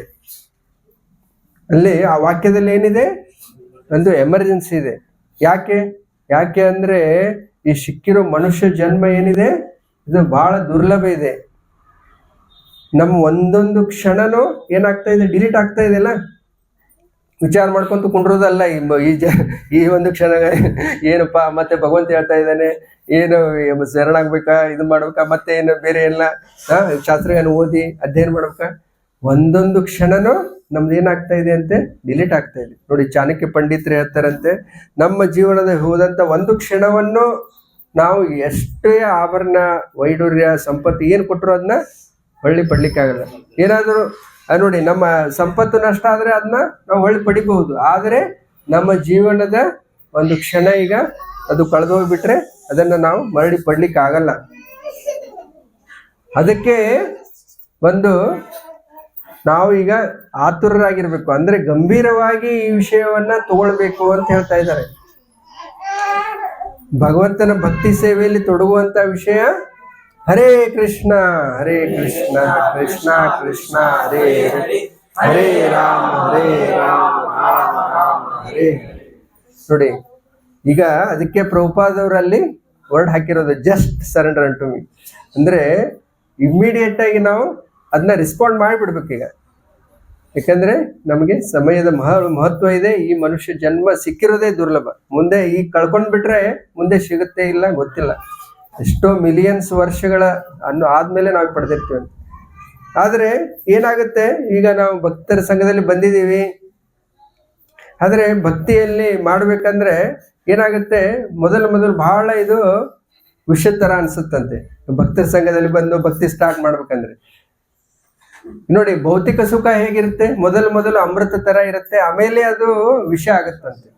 ಆದ್ರೆ ಭಕ್ತಿ ಸೇವೆ ಅನ್ನೋದು ಹೇಗಿದೆ, ಮೊದಲು ವಿಷ ಆಗಿ ಅನ್ಸುತ್ತಂತೆ, ಆಮೇಲೆ ಅಮೃತ ಆಗುತ್ತಂತೆ. ಹೆಂಗಂದ್ರೆ ಈ ನೋಡಿ, ಇವತ್ತು ಭಕ್ತರ ಸಂಘ ಮಾಡ್ಬೇಕಂದ್ರೆ ಹಿಂದಿನ ದಿವಸ ನಿನ್ನೆ ಏನಾಗುತ್ತೆ, ಎಲ್ಲ ನಮ್ಮ ಭಕ್ತರು ಏನ್ ಮಾಡ್ತಾರೆ, ಕಾಲ್ ಮಾಡ್ತಾರೆ, ನಾಳೆ ಪ್ರವಚನ ಇದೆ, ನಾಳೆ ನೀವು ಬೆಳಿಗ್ಗೆ ಬೇಗ ಬನ್ನಿ, ಮಂಗಳಾರತಿ ಬನ್ನಿ. ಆಗ ಏನ್ ಅನ್ಸುತ್ತೆ, ಏನಪ್ಪ ಇವರು ಶನಿವಾರ ಆದ್ರೆ ಬಂದ್ಬಿಡುತ್ತೆ ಫೋನು, ನಮ್ಗೆ ಇವರು ತೊಂದರೆ ಕೊಡ್ತಾರೆ. ಆಮೇಲೆ ಅದು ಬೇರೆ, ಬೆಳಿಗ್ಗೆ ತುಂಬಾ ಚಳಿ ಇದೆ, ಚಳಿಯಲ್ಲಿ ಎದ್ದು ಬಿಟ್ಟು ಬರ್ಲಿಕ್ಕೆ ಹೇಳ್ತಾರೆ. ಪ್ರತಿ ದಿವಸ ಬೆಳಿಗ್ಗೆ ಎದ್ದು ಜಪ ಮಾಡಂತ ಹೇಳ್ತಾರೆ, ಪ್ರತಿ ದಿವಸ ಭಕ್ತರ ಸಂಘ ಮಾಡಿ ಅಂತ ಹೇಳ್ತಾರೆ, ಪ್ರತಿ ದಿವಸ ಭಗವದ್ಗೀತೆ ಓದಿ ಅಂತ ಹೇಳ್ತಾರೆ, ಪ್ರತಿ ದಿವಸನೂ ಭಗವಂತ ನಿವೇದ್ಯ ಮಾಡಿ ಅಂತ ಹೇಳ್ತಾರೆ. ಏನಪ್ಪ ಇವರು ನಮ್ಮ ಸ್ವತಂತ್ರಕ್ಕೆ ಅಡ್ಡಿ ಬರ್ತಾ ಇದ್ದಾರೆ, ಬಹಳ ಇವ್ರು ಪ್ರೆಷರ್ ಆಗ್ತಾ ಇದಾರೆ. ಈ ರೀತಿ ಅನ್ಸುತ್ತಲ್ಲ ಮೊದಲು ಪ್ರಾರಂಭದಲ್ಲಿ. ಭಕ್ತರು ಏನಿದು ಎಷ್ಟೊಂದು ಇವರು ನಮಗೆ ಫ್ರೀ ಬಿಡ್ಬೇಕು, ಇವರು ಏನೋ ಫ್ರೀ ಬಿಡೋದೇ ಇಲ್ಲ, ಈ ರೀತಿ ಅನ್ಸುತ್ತೆ. ಅಂದ್ರೆ ಮೊದಲು ನೋಡಿ, ನಾವು ಭಕ್ತಿ ಅನ್ನೋದು ಏನ್ ಅನ್ಸುತ್ತೆ, ಈಗ ವಿಷ ತರ ಅನ್ಸುತ್ತಂತೆ ಪ್ರಾರಂಭದಲ್ಲಿ. ಆದರೆ ಅದೇ ಯಾವಾಗ ನಾವು ಈ ನಿರಂತರವಾಗಿ ಈ ರೀತಿ ಭಕ್ತರ ಸಂಘದಲ್ಲಿ ಇರ್ತಾ ಹೋಗ್ತೀವಿ, ಅದೇ ಏನಾಗುತ್ತೆ, ಅಮೃತವಾಗಿ ಅದು ಮಾರ್ಪಾಡಾಗುತ್ತೆ. ಅದಕ್ಕೆ ನಾವು ಭಕ್ತರ ಸಂಘದಲ್ಲಿ ಈ ಒಂದು ಭಕ್ತಿ ಸೇವೆಯಲ್ಲಿ ತೊಡಗಬೇಕು. ಈಗ ಭಗವಂತ ಹೇಳ್ತಾ ಇದ್ದಾರೆ, ನನಗೆ ಶರಣಾಗತ ಆಗಿ ಅಂತ ಹೇಳಿ. ಆ ಶರಣಾಗುವ ಪ್ರಕ್ರಿಯೆ ಅದು ಯಾವ ರೀತಿ ಅನ್ನೋದನ್ನು ಸಹ ಪ್ರಭುಪಾದವರು ಈ ಒಂದು ಭಾವಾರ್ಥದಲ್ಲಿ ಬರಿತಾ ಇದ್ದಾರೆ. ಭಕ್ತಿ, ಈಗ ಭಗವಂತನಿಗೆ ಶರಣಾಗಬೇಕು ಅಂತ ಭಗವಂತ ಹೇಳ್ತಾ ಇದ್ದಾರೆ. ಆ ಶರಣಾಗುವ ಪ್ರಕ್ರಿಯೆ ಯಾವ ರೀತಿ ಇರಬೇಕು, ಅಲ್ಲಿ ಒಂದು ಶ್ಲೋಕ ಬರ್ತಾ ಇದೆಯಲ್ಲ, ಪ್ರತಿಕೂಲ್ಯಸ್ಯ ಸಂಕಲ್ಪ ಅನುಕೂಲ್ಯಸ್ಯ ದಯವಿಟ್ಟು ಕ್ಷಮಿಸಿ, ಅನುಕೂಲ್ಯಸ್ಯ ಸಂಕಲ್ಪ ಪ್ರತಿಕೂಲ್ಯಸ್ಯ ವರ್ಜನಂ ರಕ್ಷಿಷ್ಯತೀತಿ ವಿಶ್ವಾಸೋ ಕೋಪತತ್ವೇ ವರ್ಣಂ ತಥಾ ಆಪ್ತ ನಿಕ್ಷೇಪ ಕಾರ್ಪಣ್ಯೆ ಷಡ್ವಿಧ ಶರಣಾಗತಿ. ನೋಡಿ, ಆ ಶರಣಾಗತಿಯ ಪ್ರಕ್ರಿಯೆ ಯಾವ ರೀತಿ ಇರಬೇಕು ಅನ್ನೋದನ್ನು ಸಹ ಇಲ್ಲಿ ಪ್ರಭುಪಾದವರು ಹೇಳ್ತಾ ಇದ್ದಾರೆ. ನೋಡಿ, ಯಾವುದೆಲ್ಲ ನಾವು ಸಂಕಲ್ಪ ತಗೋಬೇಕು, ಯಾವುದೆಲ್ಲ ವರ್ಜ್ಯ ಮಾಡಬೇಕು, ನಾಲ್ಕು ವಿಷಯಗಳನ್ನ ನಾವು ಸಂಕಲ್ಪ ತಗೋಬೇಕಂತೆ. ಏನೆಲ್ಲ ನೋಡಿ, ಎಲ್ಲರೂ ಗಂಭೀರವಾಗಿ ಕೇಳಿ. 4 ವಿಷಯಗಳನ್ನ ನಾವು ಸಂಕಲ್ಪ ತಗೋಬೇಕು. ಏನು? ಪ್ರತಿದಿನವೂ ರೆಗ್ಯುಲರ್ ಅಂತ ಹೇಳ್ತಾ ಇದ್ದಾರೆ. ಎಲ್ಲದಕ್ಕೂ ರೆಗ್ಯುಲರ್ ಅನ್ನೋ ಶಬ್ದವನ್ನ ಪ್ರಯೋಗ ಮಾಡ್ತಾ ಇದ್ದಾರೆ. ಪ್ರತಿದಿನವೂ ನಾವೇನ್ ಮಾಡ್ಬೇಕು? ಜಪ ಮಾಡಬೇಕು. ಅದು ಬ್ರಾಹ್ಮಿ ಮುಹೂರ್ತದಲ್ಲಿ ಎದ್ದು ದಿನದ ಪ್ರಾರಂಭ ನಾವು ಭಗವಂತ ನಾಮ ಜಪದಿಂದ ಪ್ರತಿದಿನ ರೆಗ್ಯುಲರ್ ಅಂತಂದ್ರೆ ಪ್ರತಿದಿನ ನಾವು ಭಗವಂತ ನಾಮ ಜಪ ಮಾಡಬೇಕು. ಪ್ರತಿ ದಿವಸ ಭಕ್ತರ ಸಂಘ ಮಾಡ್ಬೇಕಂತೆ. ಎರಡನೇದೇನು? ಪ್ರತಿ ದಿವಸ ಭಕ್ತರ ಸಂಘ. ಈಗ ನಮ್ಮ ಸತ್ಸಂಗ ಕೇಂದ್ರದಿಂದ ಎಲ್ಲ ಆ ಒಂದು ಕಾರ್ಯವನ್ನ ನಡೆಗಿದೆಯಲ್ಲ, ಭಕ್ತರ ಸಂಘ ಪ್ರತಿ ದಿವಸ ನೀವು ಆನ್ಲೈನ್ ಅಲ್ಲಿ ಮಾಡಬಹುದು. ಮೂರನೇದ್ದು, ಪ್ರತಿ ದಿವಸನೂ ನಾವು ಈ ಪ್ರಭುಪಾದವರ ಪುಸ್ತಕಗಳನ್ನ ಓದಲಿಕ್ಕೆ ಸಮಯವನ್ನು ಕೊಡಬೇಕು. ಪ್ರತಿ ದಿವಸ ಪ್ರಭುಪಾದ ಪುಸ್ತಕಗಳನ್ನು ಓದಲಿಕ್ಕೆ ಸಮಯ ಕೊಡಬೇಕು. 4ನೇದ್ದು, ಪ್ರತಿ ದಿವಸನೂ ಭಗವಂತನಿಗೆ ನೈವೇದ್ಯ ಮಾಡಿ ಪ್ರಸಾದವನ್ನ ಸ್ವೀಕಾರ ಮಾಡಬೇಕು. ಸಂಕಲ್ಪ ಇವುಗಳನ್ನ ಅನುಕೂಲ್ಯಸ ಸಂಕಲ್ಪಗಳನ್ನ ಮಾಡಬೇಕು. ಪ್ರತಿಕೂಲವಾದದನ್ನ ವರ್ಜ ಮಾಡಬೇಕು. ಯಾವೆಲ್ಲ ಪ್ರತಿಕೂಲವಾಗಿದ್ದು ವರ್ಜ ಮಾಡಬೇಕು? ಯಾವೆಲ್ಲ? ಮಾಂಸಾಹಾರ, ಮದ್ಯಪಾನ, ಜೂಜು, ಅನ್ಯ ಸ್ತ್ರೀ ಸಂಘ, ಇವುಗಳನ್ನೆಲ್ಲವೂ ವರ್ಜ ಮಾಡಬೇಕು. ಆಮೇಲೆ ಮುಂದಿನ ನೋಡಿ, ರಕ್ಷಿಷ್ಯತೀತಿ ವಿಶ್ವಾಸೋ, ನಮಗೆ ಸಂಪೂರ್ಣವಾದಂತ ವಿಶ್ವಾಸ ಇರಬೇಕು. ಭಗವಂತ ನಮಗೆ ರಕ್ಷಣೆ ಕೊಡ್ತಾರೆ. ನೋಡಿ, ಭಗವಂತ 7ನೇ ಅಧ್ಯಾಯದಲ್ಲಿ ಒಂದು ಶ್ಲೋಕದಲ್ಲಿ ಹೇಳ್ತಾರೆ, ಕೌಂತೆಯ ಪ್ರತಿಜಾನಿ ನಮೇ ಭಕ್ತ್ಯ ಪ್ರಣಶ್ಯತಿ, ನನ್ನ ಭಕ್ತ ಎಂದೂ ನಾಶ ಆಗುವುದಿಲ್ಲ. ಈ ರೀತಿ ಭಗವಂತ ಅರ್ಜುನಿಗೆ ಹೇಳ್ತಾ ಇದ್ದಾರೆ, ನೀನು ಘೋಷಣೆ ಮಾಡು ಅಂತೇಳಿ. ಭಗವಂತ ಯಾವಾಗ್ಲೂ ನಮ್ಮ ಕೈ ಬಿಡೋದಿಲ್ಲ. ಭಗವಂತ ಈಗ ಭಗವದ್ಗೀತೆಯಲ್ಲೇನೆ ಅರ್ಜುನಿಗೆ ಹೇಳ್ತಾ ಇದ್ದಾರೆ ಘೋಷಣೆ ಮಾಡಿ ಅಂತೇಳಿ. ಹೀಗಾಗಿ ನಮಗೆ ಸಂಪೂರ್ಣ ವಿಶ್ವಾಸ ಇರಬೇಕು.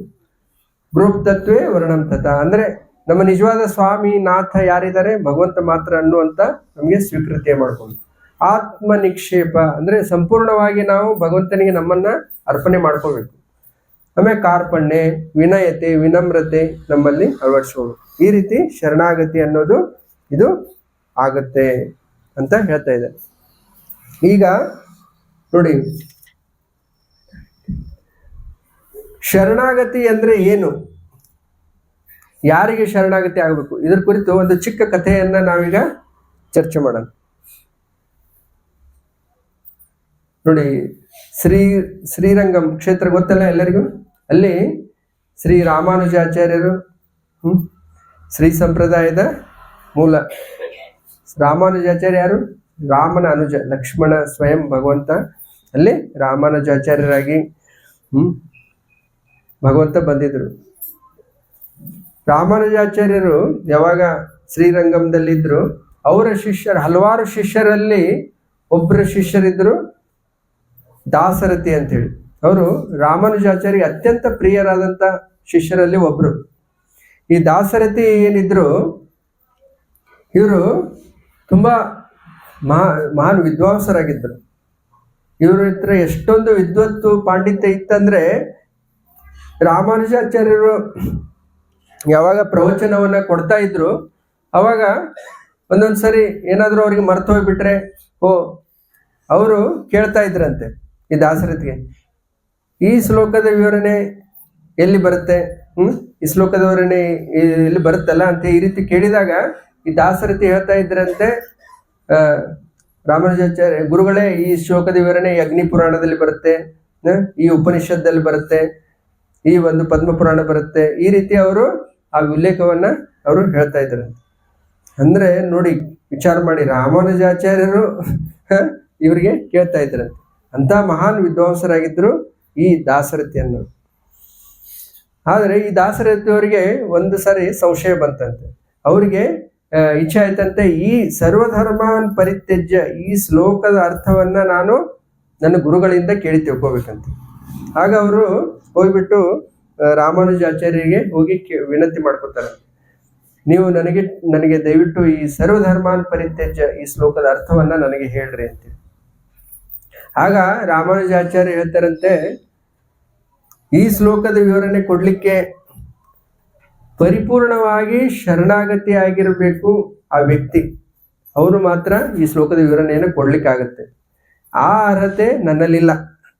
ಅದಕ್ಕೆ ನೀನೇನ್ ಮಾಡು, ನನ್ನ ಗುರುಗಳಾದಂಥ ಶೈಲಪೂರ್ಣರಿದ್ದಾರೆ, ಅವ್ರ ಹತ್ರ ಹೋಗ್ಬಿಟ್ಟು ಇದರ ವಿವರಣೆಯನ್ನ ನೀನು ಕೇಳು ಅಂತ ಹೇಳಿ ಕಳಿಸ್ಬಿಡ್ತಾರೆ. ಆಗ ನೋಡಿ, ಈ ದಾಸರಥಿ ಅವರ ಗುರುಗಳಾದಂಥ ಶೈಲಪೂರ್ಣವ್ರ ಹತ್ರ ಹೋಗಿ ಹಲವಾರು ತಿಂಗಳುಗಳವರೆಗೆ ಅವ್ರ ಹತ್ರ ಸೇವೆ ಮಾಡ್ತಾ ಇರ್ತಾರಂತೆ. ಆಗ ಒಂದು ದಿವಸ ಈ ಶೈಲಪೂರ್ಣರು ಕರೆದ್ಬಿಟ್ಟು ಈ ದಾಸರಥಿ ಕೇಳ್ತಾರಂತೆ, ನೀನು ಯಾರು, ಎಲ್ಲಿಂದ ಬಂದಿದೆ ಎಲ್ಲ ಕೇಳಿದಾಗ ಅವರು ಹೇಳ್ತಾರಂತೆ, ಆಯ್ತು, ನಾನು ರಾಮಾನುಜಾಚಾರ್ಯ ಶಿಷ್ಯ, ಈ ರೀತಿ ನಾನು ಶ್ಲೋಕದ ವಿವರಣೆಯನ್ನು ಕೇಳಿದೆ, ಅವರು ನಿಮಗೆ ಹೋಗಿ ಈ ವಿವರಣೆಯನ್ನು ಕೇಳಿ ಅಂತ ನನ್ನ ಹತ್ರ ಕಳಿಸಿದ್ದಾರೆ. ಆಗ ಗುರುಗಳಾದಂಥ ಶೈಲಪೂರ್ಣರು ಹೇಳ್ತಾರಂತೆ, ಪರಿಪೂರ್ಣ ಶರಣಾಗತಿ ಆಗಿರುವಂತ ವ್ಯಕ್ತಿ ಯಾರಾದರೂ ಇದಾರಂದ್ರೆ ಆ ರಾಮಾನುಜಾಚಾರ್ಯ ಮಾತ್ರ. ಅವರಿಗಿಂತ ಹೆಚ್ಚಿನ ವಿವರಣೆ ಯಾರಾದರೂ ಕೊಡ್ಲಿಕ್ಕೆ ಸಾಧ್ಯವೇ ಇಲ್ಲ ಅಂತ ಅವ್ರು ಅಂತಾರೆ. ಅದಕ್ಕೆ ನೀನು ಹೋಗ್ಬಿಟ್ಟು ಇದರ ವಿವರಣೆಯನ್ನ ಯಾರ ಹತ್ರ, ರಾಮಾನುಜಾಚಾರ್ಯರ ಹತ್ರನೇ ಹೋಗಿ ಕೇಳಬೇಕು. ನಿನ್ನ ಹತ್ರ ಏನೋ ಸ್ವಲ್ಪ ಅಹಂಕಾರ ಇರ್ಬೋದು, ಆದ್ರೆ ನೀನೇನಾದ್ರೂ ಅವ್ರ ಆಪ್ತ ಆಗಿರ್ಬೇಕು, ಅದಕ್ಕೆ ನಿನಗೆ ಅವರು ಇಲ್ಲಿ ಕಳಿಸಿದ್ದಾರೆ. ನೀನು ಹೋಗ್ಬಿಟ್ಟು ಈಗ ಈ ವಿವರಣೆಯನ್ನ ಯಾರ ಹತ್ರ ಕೇಳು, ರಾಮಾನುಜಾಚಾರ್ಯ ಹತ್ರನೇ ಹೋಗಿ ಕೇಳಬೇಕು ಅಂತ ಹೇಳಿ ಅವರು ಕಳಿಸ್ಬಿಡ್ತಾರಂತೆ. ಆಯ್ತು, ಈಗ ಆಯ್ತಮೇಲೆ ಈಗ ದಾಸರಥಿ ಮತ್ತೆ ಮರಳಿ ಬರ್ತಾರೆ. ಗುರುಗಳ ಹತ್ರ ಬಂದ್ಬಿಟ್ಟು ಈ ರೀತಿ ವಿಷಯ ಆಯ್ತು, ಈ ರೀತಿ ಕಳ್ಸಿದ್ರು ಅಂತ ಹೇಳ್ತಾರೆ. ಅಷ್ಟರಲ್ಲಿ ಏನಾಗುತ್ತೆ, ಅಲ್ಲಿ ಒಬ್ರು ಹೆಣ್ಮಗಳು ಬರ್ತಾಳಂತೆ. ಹೆಣ್ಮಗಳು ಬಂದ್ಬಿಟ್ಟು ಅವಳು ಜೋರಾಗಿ ಅಳ್ಲಿಕ್ಕೆ ಪ್ರಾರಂಭ ಮಾಡ್ತಾರೆ. ನೋಡಿ, ಈ ಹೆಣ್ಮಗಳು ಯಾರು, ರಾಮಾನುಜಾಚಾರ್ಯರ ಇನ್ನೊಬ್ರು ಗುರುಗಳು ಮಹಾಪೂರ್ಣ ಅಂತೇಳಿ ಅವರ ಮಗಳು. ಅವಳು ಮದುವೆಯಾಗಿ ಜಸ್ಟ್ 3 ತಿಂಗಳಾಗಿರುತ್ತಂತೆ. 3 ತಿಂಗಳಾಗಿರುತ್ತೆ. ಅವಳು ಗಂಡನ ಮನೆಗೆ ಇರ್ತಾಳೆ. ಆ ಗಂಡನ ಮನೆಯಲ್ಲಿ ಎಲ್ಲ ಮನೆ ಕೆಲಸ ಎಲ್ಲ ಮಾಡ್ತಾ ಇದ್ಲು. ಪಾತ್ರೆ ತಿಕ್ಕೋದು, ಬಟ್ಟೆ ಒಗೆಯೋದು, ಆಮೇಲೆ ಅಡಿಗೆ ಮಾಡೋದು. ಅಷ್ಟೇ ಅಲ್ಲ, ಆ ಒಂದು ಊರಲ್ಲಿ 3 ಮೈಲ್ ದೂರದಲ್ಲಿ ಒಂದು ಬಾವಿ ಕೊಳ್ಳ ಇತ್ತು. ಅಲ್ಲಿ ಹೋಗಿ ನೀರೆಲ್ಲ ತಗೊಂಡ್ಬರ್ಬೇಕಾಗ್ತಿತ್ತು. ನೋಡಿ, ಇಷ್ಟೆಲ್ಲ ಕೆಲಸವನ್ನ ಅವಳು ಒಬ್ಳೇ ಮಾಡ್ತಾ ಇದ್ಲಂತೆ. ಆಗ ಅವಳಿಗೆ ಬಹಳ ಶ್ರಮ ಆಗ್ತಾ ಇತ್ತಂತೆ. ಆಗ ಒಂದ್ ದಿವಸ ಅವಳು ಅಂದಂತೆ ಅವರ ಮನೆಯವರಿಗೆ, ಆಯ್ತು ನಾನು ಎಲ್ಲ ಮಾಡ್ತಾ ಇದ್ದೀನಿ, ಆದ್ರೆ ಆ ನೀರ್ ತರ್ಲಿಕ್ಕೆ ಯಾರಾದ್ರೂ ಒಬ್ಬರನ್ನ ಆಳನ್ನ ನೀವು ನೇಮಿಸ್ಬಿಡ್ರಿ ಅಂತ ಹೇಳಿಬಿಟ್ಟು ಅವಳು ವಿನಂತಿ ಮಾಡ್ಕೊತಾಳಂತೆ. ಅಷ್ಟಕ್ಕೆ ಅವರು ಕ್ರೋಧದಿಂದ ಅವರು ಗಂಡನ ಮನೆಯವ್ರು ಏನಂತಾರಂತೆ, ಆಯ್ತು ಆಳು ಬೇಕಂದ್ರೆ ನೀನು ನಿನ್ನ ತಂದೆಯವ್ರ ಹತ್ರ ಹೋಗಿ ಕರ್ಕೊಂಬರೋಗ ಅಂತ ಹೇಳ್ಬಿಟ್ಟು ಗದರಿಸಿ ಕಳಿಸ್ಬಿಡ್ತಾರಂತೆ. ಈ ರೀತಿ ಆದಾಗ ಅವಳು ಮತ್ತೆ ಈಗ ಅವ್ರ ತಂದೆಯವ್ರ ಹತ್ರ ಬಂದ್ಬಿಟ್ಟು ಆಗಿರೋ ಸನ್ನಿವೇಶ ಹೇಳ್ತಾರಂತೆ. ಆಗ ಆ ಮಹಾಪೂರ್ಣ ಗುರುಗಳು ಅವ್ರು ಹೇಳ್ತಾರಂತೆ, ನಾನೇ ಒಬ್ಬ ಸೇವಕ ಇದ್ದೀನಿ, ನಾನು ಯಾವ ಸೇವಕನನ್ನ ತಂದ್ಕೊಳ್ಳಿ, ನೀನೇನು ಇದಕ್ಕೆ ಪರಿಹಾರ, ನಿನಗೇನಾದ್ರೂ ಸಹಾಯ ಬೇಕು, ಅವಶ್ಯಕತೆ ಇದೆ ಅಂತಂದ್ರೆ ಈಗ ನೀನೇನ್ ಮಾಡು, ನನ್ನ ಶಿಷ್ಯನಾದಂಥ ರಾಮಾನುಜಾಚಾರ್ಯರ ಹತ್ರ ಹೋಗು, ಅವ್ರ ಹತ್ರ ಹೋಗಿ ಸಹಾಯ ಕೇಳು ಅಂತ ಕಳಿಸ್ಬಿಡ್ತಾರ. ಆಗ ಈಗ ಅವಳು ಆ ಒಂದು ಸ್ತ್ರೀ ಅವಳೇ ಮಹಾಪೂರ್ಣರ ಮಗಳು ಬಂದ್ಬಿಟ್ಟು ಈಗ ರಾಮಾನುಜಾಚಾರ್ಯರಿಗೆ ಇರೋ ಪ್ರಸಂಗವನ್ನ ಹೇಳ್ತಾಳಂತ. ಈ ರೀತಿ ಎಲ್ಲ ಆಗಿದೆ, ನಾನೀಗ ಸಹಾಯ ಕೇಳ್ಕೊಂಡ್ಬಿಟ್ಟು ನಿಮ್ಮ ಹತ್ರ ಬಂದಿದ್ದೀನಿ, ನೀವು ಒಂದ್ ವೇಳೆ ಸಹಾಯ ಮಾಡಿಲ್ಲ ಅಂದ್ರೆ ನಾನು ಕೆರೆನೋ ಬಾವಿನೋ ನೋಡ್ಕೋಬೇಕಾಗತ್ತೆ, ಈ ರೀತಿ ಅವಳು ಹೇಳ್ಬಿಡ್ತಾಂತ. ಈ ವಿಷಯವನ್ನ ಕೇಳಿದ ತಕ್ಷಣ ಈಗ ರಾಮಾನುಜಾಚಾರ್ಯರು ಒಂದು ಕ್ಷಣ ಸುಮ್ಮನೆ ಆಗ್ಬಿಡ್ತಾರೆ. ಅದಾದ್ಮೇಲೆ ಅವರು ಅವಳಿಗೆ ಹೇಳ್ತಾರಂತೆ, ನೀನೇನು ಚಿಂತೆ ಮಾಡಬೇಡ ಅಂತ ಹೇಳಿ ಅವರು ಶಿಷ್ಯನ ದಾಸರಥಿ ಕಡೆ ನೋಡ್ತಾ ಏನ್ ಹೇಳ್ತಾರಂತೆ, ನನ್ನ ಹತ್ರ ಒಬ್ಬ ಒಳ್ಳೆ ವ್ಯಕ್ತಿ ಇದ್ದಾನೆ, ಅವನು ತುಂಬಾ ಚೆನ್ನಾಗಿ ಅಡಿಗೆ ಮಾಡ್ತಾನೆ, ಪಾತ್ರೆ ತಿಕ್ತಾನೆ, ಬಟ್ಟೆ ಒಗಿತಾನೆ, ಎಲ್ಲ ಮನೆ ಕೆಲಸ ಮಾಡ್ತಾನೆ ಅಂತ ಹೇಳ್ತಾ ಅವ್ರು ಏನ್ ಮಾಡಿದ್ರು, ದಾಸರಥಿ ಹತ್ರ ನೋಡಿದ್ರಂತೆ. ನೋಡಿ, ಆಗ ಯಾರಿಗೆ, ದಾಸರಥಿಗೆ ಅರ್ಥ ಆಯ್ತು. ಆಯ್ತು ಗುರುಗಳೇ, ನಿಮ್ಮ ಆಜ್ಞೆಯಂತೆ ನಾನು ಹೋಗ್ಬಿಡ್ತೀನಿ ಅಂತೇಳಿ ಅವನು ನಮಸ್ಕಾರ ಮಾಡಿ ಆ ಒಂದು ಹೆಣ್ಮಗಳ ಜೊತೆ ಹೊರಟು ನಿಂತ್ಬಿಡ್ತಾರಂತೆ ದಾಸರಥಿ. ನೋಡಿ, ಎಂತ ಮಹಾನ್ ವಿದ್ವಾಂಸರು. ಆದ್ರೆ ಈಗ ಮನೆ ಕೆಲಸ ಮಾಡ್ಲಿಕ್ಕೆ ಇಮಿಡಿಯೇಟ್ ಆಗಿ ಹೊರಟು ನಿಂತರು. ಇನ್ನೂ ಗುರುಗಳ ಆಜ್ಞೆನೇ ಆಗಿಲ್ಲ, ಗುರುಗಳ ಆಜ್ಞೆ ಇನ್ನೂ ಆಗೇ ಇಲ್ಲ. ಅಷ್ಟರಲ್ಲಿ ಅವರು ಅರ್ಥ ಮಾಡ್ಕೊಂಡ್ಬಿಟ್ರು ಗುರುಗಳ ಇಚ್ಛೆ ಏನಿದೆ ಅಂತ ಹೇಳ್ಬಿಟ್ಟು. ಅವರು ಹೊರಟು ನಿಂತ್ಬಿಟ್ರು. ಹೋಗಿ ಅವಳ ಜೊತೆ ಹೋದ್ರು. ಆ ಮನೆಯಲ್ಲಿ ಏನಪ್ಪಾ ನೋಡಿ, ಎಷ್ಟೋ ಮಹಾನ್ ವಿದ್ವಾಂಸರು ಆ ಮನೆಯಲ್ಲಿ ಬಟ್ಟೆ ಒಗೆಯೋದಂತೆ, ಪಾತ್ರೆ ತಿಕ್ಕೋದಂತೆ, ಅಡಿಗೆ ಮಾಡೋದಂತೆ, ಹೋಗ್ಬಿಟ್ಟು ನೀರು ತರೋದಂತೆ, ಎಲ್ಲ ಕೆಲಸಗಳನ್ನು ಚೆನ್ನಾಗಿ ಮಾಡ್ತಾ ಇದ್ದಾರೆ. ಹಲವಾರು ದಿವಸಗಳಾಯ್ತು ಅಲ್ಲಿ ಅವರು ಕೆಲಸ ಮಾಡ್ತಾ ಇದ್ರು. ಎಷ್ಟೋ ತಿಂಗಳಾಯ್ತು. ಆ ಊರಲ್ಲಿ ಒಂದು ದಿವಸ ಏನಾಯ್ತು, ಒಬ್ಬ ಪ್ರವಚನಕಾರ ಬರ್ತಾನೆ. ಆ ಪ್ರವಚನಕಾರ ಬಂದ್ಬಿಟ್ಟು ಆ ಊರ್ ಜನ ಎಲ್ಲ ಕೂಡಿರ್ತಾರೆ.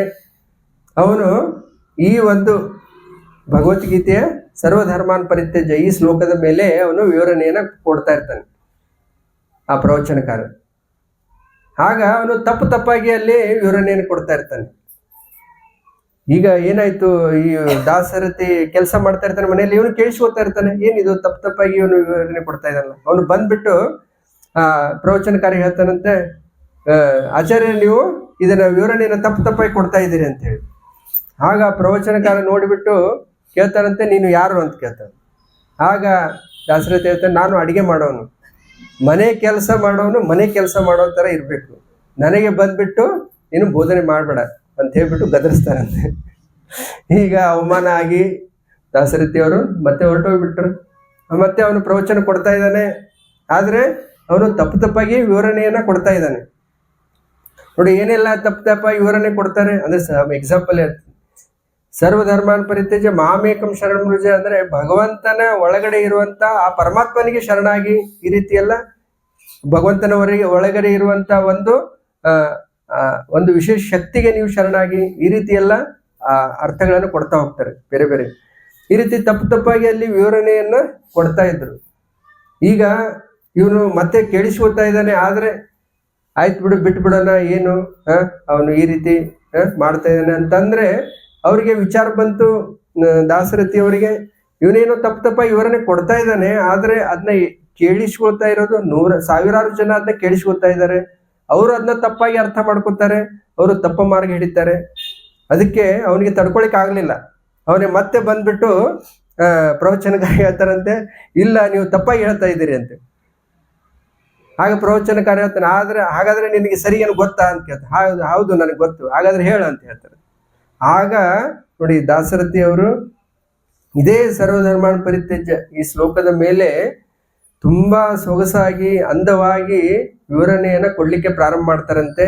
ಎಲ್ಲ ಉಪನಿಷತ್ಗಳು ಪುರಾಣಗಳ ಉಲ್ಲೇಖ ಮಾಡ್ತಾ ಮಾಡ್ತಾ ಎಷ್ಟೊಂದು ಅದ್ಭುತವಾಗಿ ಸೊಗಸಾಗಿ ಅದರ ವಿವರಣೆ ಕೊಡ್ತಾ ಹೋಗ್ತಾರಂದ್ರೆ, ಅಲ್ಲೇನು ಕೂತ್ಕೊಂಡು ಕೇಳ್ತಾ ಇದ್ರು ಒಂದು ಎಲ್ಲ ಜನರು, ಅವರು ನಿಧಾನವಾಗಿ ತಿರುಗಿ ದಾಸರಥಿ ಕಡೆಗೆ ಹೊರಳಿ ಕೂತ್ಕೊಂಡ್ಬಿಡ್ತಾರಂತೆ.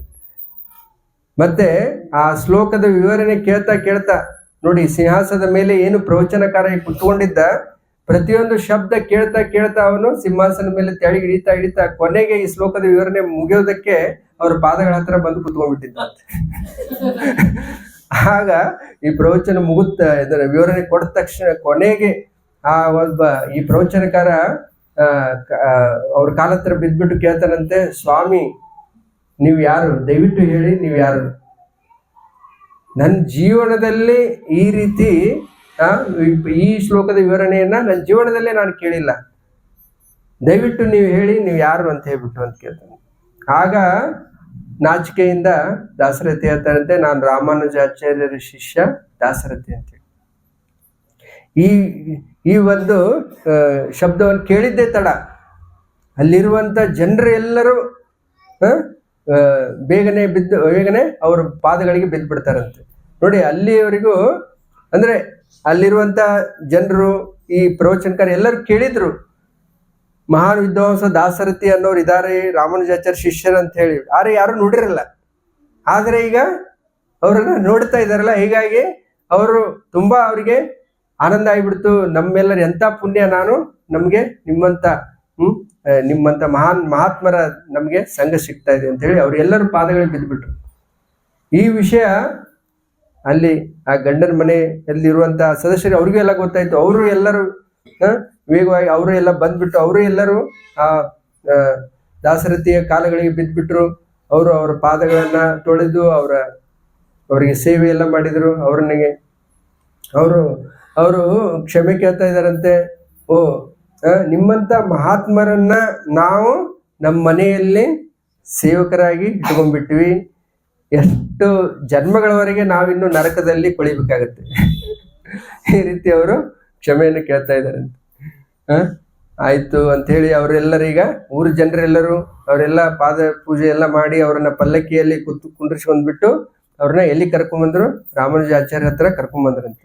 ರಾಮಾನುಜಾಚಾರ್ಯ ಹತ್ರ ಬರುವಾಗ ಆ ಪಲ್ಲಕ್ಕಿಯಲ್ಲಿ ನಾನು ಹೇಗೆ ಬಂದೆ, ಇಲ್ಲಿ ಯಾಕೆ ಬಂದೆ ಅನ್ನೋ ವಿವರಣೆಯನ್ನ ಇವರು ದಾಸರಥಿ ಅವರು ಹೇಳಿದ್ರಂತೆ ಅವ್ರಿಗೆಲ್ಲರಿಗೂ. ಈಗ ಇಲ್ಲಿ ಪಲ್ಲಕ್ಕಿಯನ್ನು ಬಂದ್ರು. ಅವಾಗ ಇಲ್ಲಿ ಬಂದ ತಕ್ಷಣ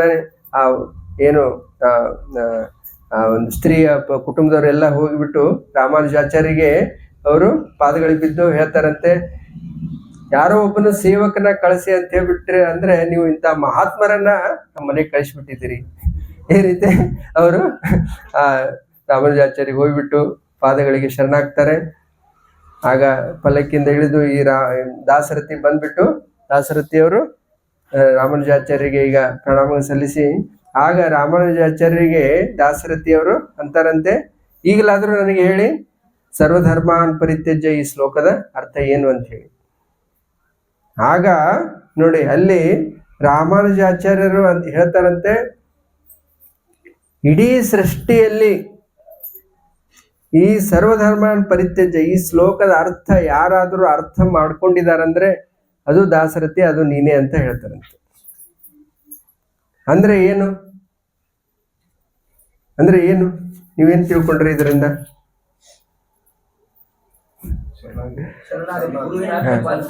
ಅಂದ್ರೆ ಶರಣಾಗತಿ ಅನ್ನೋದು ಭಗವಂತನಿಗಲ್ಲ, ಅದು ಗುರುಗಳಿಗೆ.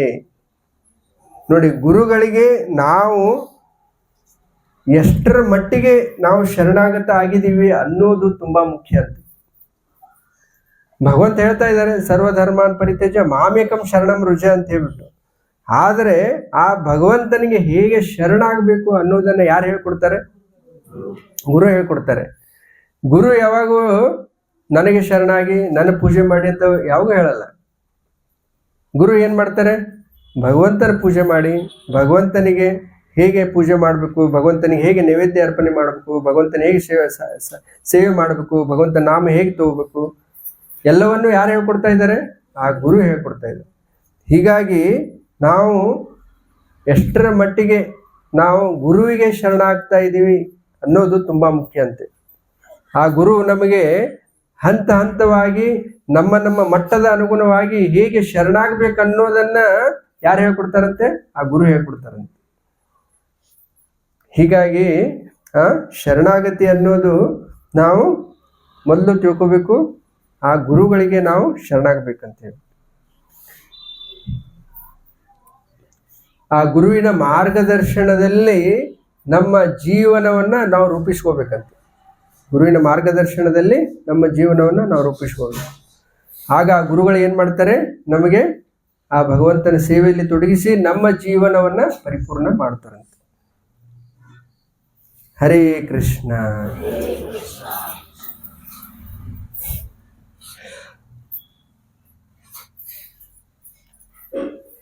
ಹರೇ ಕೃಷ್ಣ. ಯಾರಾದ್ರೂ ಏನಾದ್ರು ಪ್ರಶ್ನೆಗಳಿತ್ತ? ಹರೇ ಕೃಷ್ಣ. ಹರೇ ಕೃಷ್ಣ.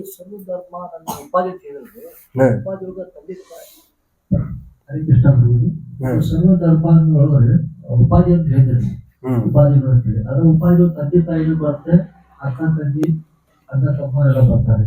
ಇದು ಧರ್ಮ. ಉಪಾಧಿಗಳಲ್ಲ. ಅದು ಉಪಾಧಿ ಅಂತಂದ್ರೆ ನಾವು ಹೇಳಿದ್ವಲ್ಲ, ನಮ್ಮನ್ನು ಗುರುತಿಸ್ಕೊಳ್ಳೋದು. ಈ ದೇಹದೊಂದಿಗೆ ನಮ್ಮನ್ನು ಗುರುತಿಸ್ಕೊಳ್ತಾ ಇದ್ದೀವಿ ನೋಡಿ. ಇವೆಲ್ಲ ಸಂಬಂಧಗಳ ನಮ್ಮ ಕರ್ತವ್ಯಗಳಿದೆ. ಸಮಾಜದಲ್ಲಿ ಕರ್ತವ್ಯಗಳಿದೆಯಲ್ಲ, ಅದು ಕರ್ತವ್ಯಗಳು ಬೇರೆ ನೋಡಿ. ಸಮಾಜದ ಕರ್ತವ್ಯಗಳು, ನಮ್ಮ ಎಲ್ಲ ಕರ್ತವ್ಯಗಳೇನಿದೆ, ನಮ್ಮ ನಮ್ಮ ಕುಟುಂಬದ ಕರ್ತವ್ಯಗಳು, ಸಮಾಜದ ಕರ್ತವ್ಯಗಳು, ಎಲ್ಲ ಕರ್ತವ್ಯಗಳಿದೆ. ಆ ಕರ್ತವ್ಯಗಳನ್ನು ನಾವು ಮಾಡಲೇಬೇಕು. ಕರ್ತವ್ಯಗಳದು ಅದು ಮಾಡಲೇಬೇಕು. ಕರ್ತವ್ಯಗಳನ್ನು ಮಾಡಬೇಕು. ಶರಣಾಗತಿ ಅನ್ನೋದು ಯಾರಿಗೆ ಆಗ್ಬೇಕು ಅನ್ನೋದನ್ನ ಇಲ್ಲಿ ಭಗವಂತ ಹೇಳ್ಕೊಡ್ತಾ ಇದ್ದಾರೆ.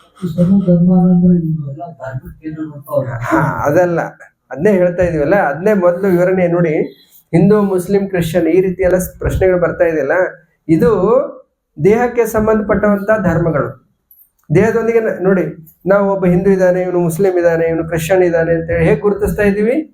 ದೇಹದಿಂದ ಗುರುತಿಸ್ತಾ ಇದೀವಲ್ಲ. ಆದ್ರೆ ನಾವು ದೇಹ ಇದ್ದೀವಿ ಅಲ್ವಲ್ಲ, ನಾವು ಆತ್ಮ ಇದ್ದೀವಿ. ಹಾಗಾದ್ರೆ ಇದು ನಿಜವಾಗಿ ಇವೆಲ್ಲ ಧರ್ಮಗಳೇ ಅಲ್ಲ. ನಿಜವಾದ ಧರ್ಮ ಯಾವುದು? ಸನಾತನ ಧರ್ಮ. ಅಂದ್ರೆ ಆತ್ಮದ ನಿಜವಾದ ಸ್ವರೂಪ ಏನಿದೆ, ಆತ್ಮದ ನಿಜವಾದ ಅದರ ಕರ್ತವ್ಯ ಏನಿದೆ, ಅದು ನಿಜವಾದ ಧರ್ಮ.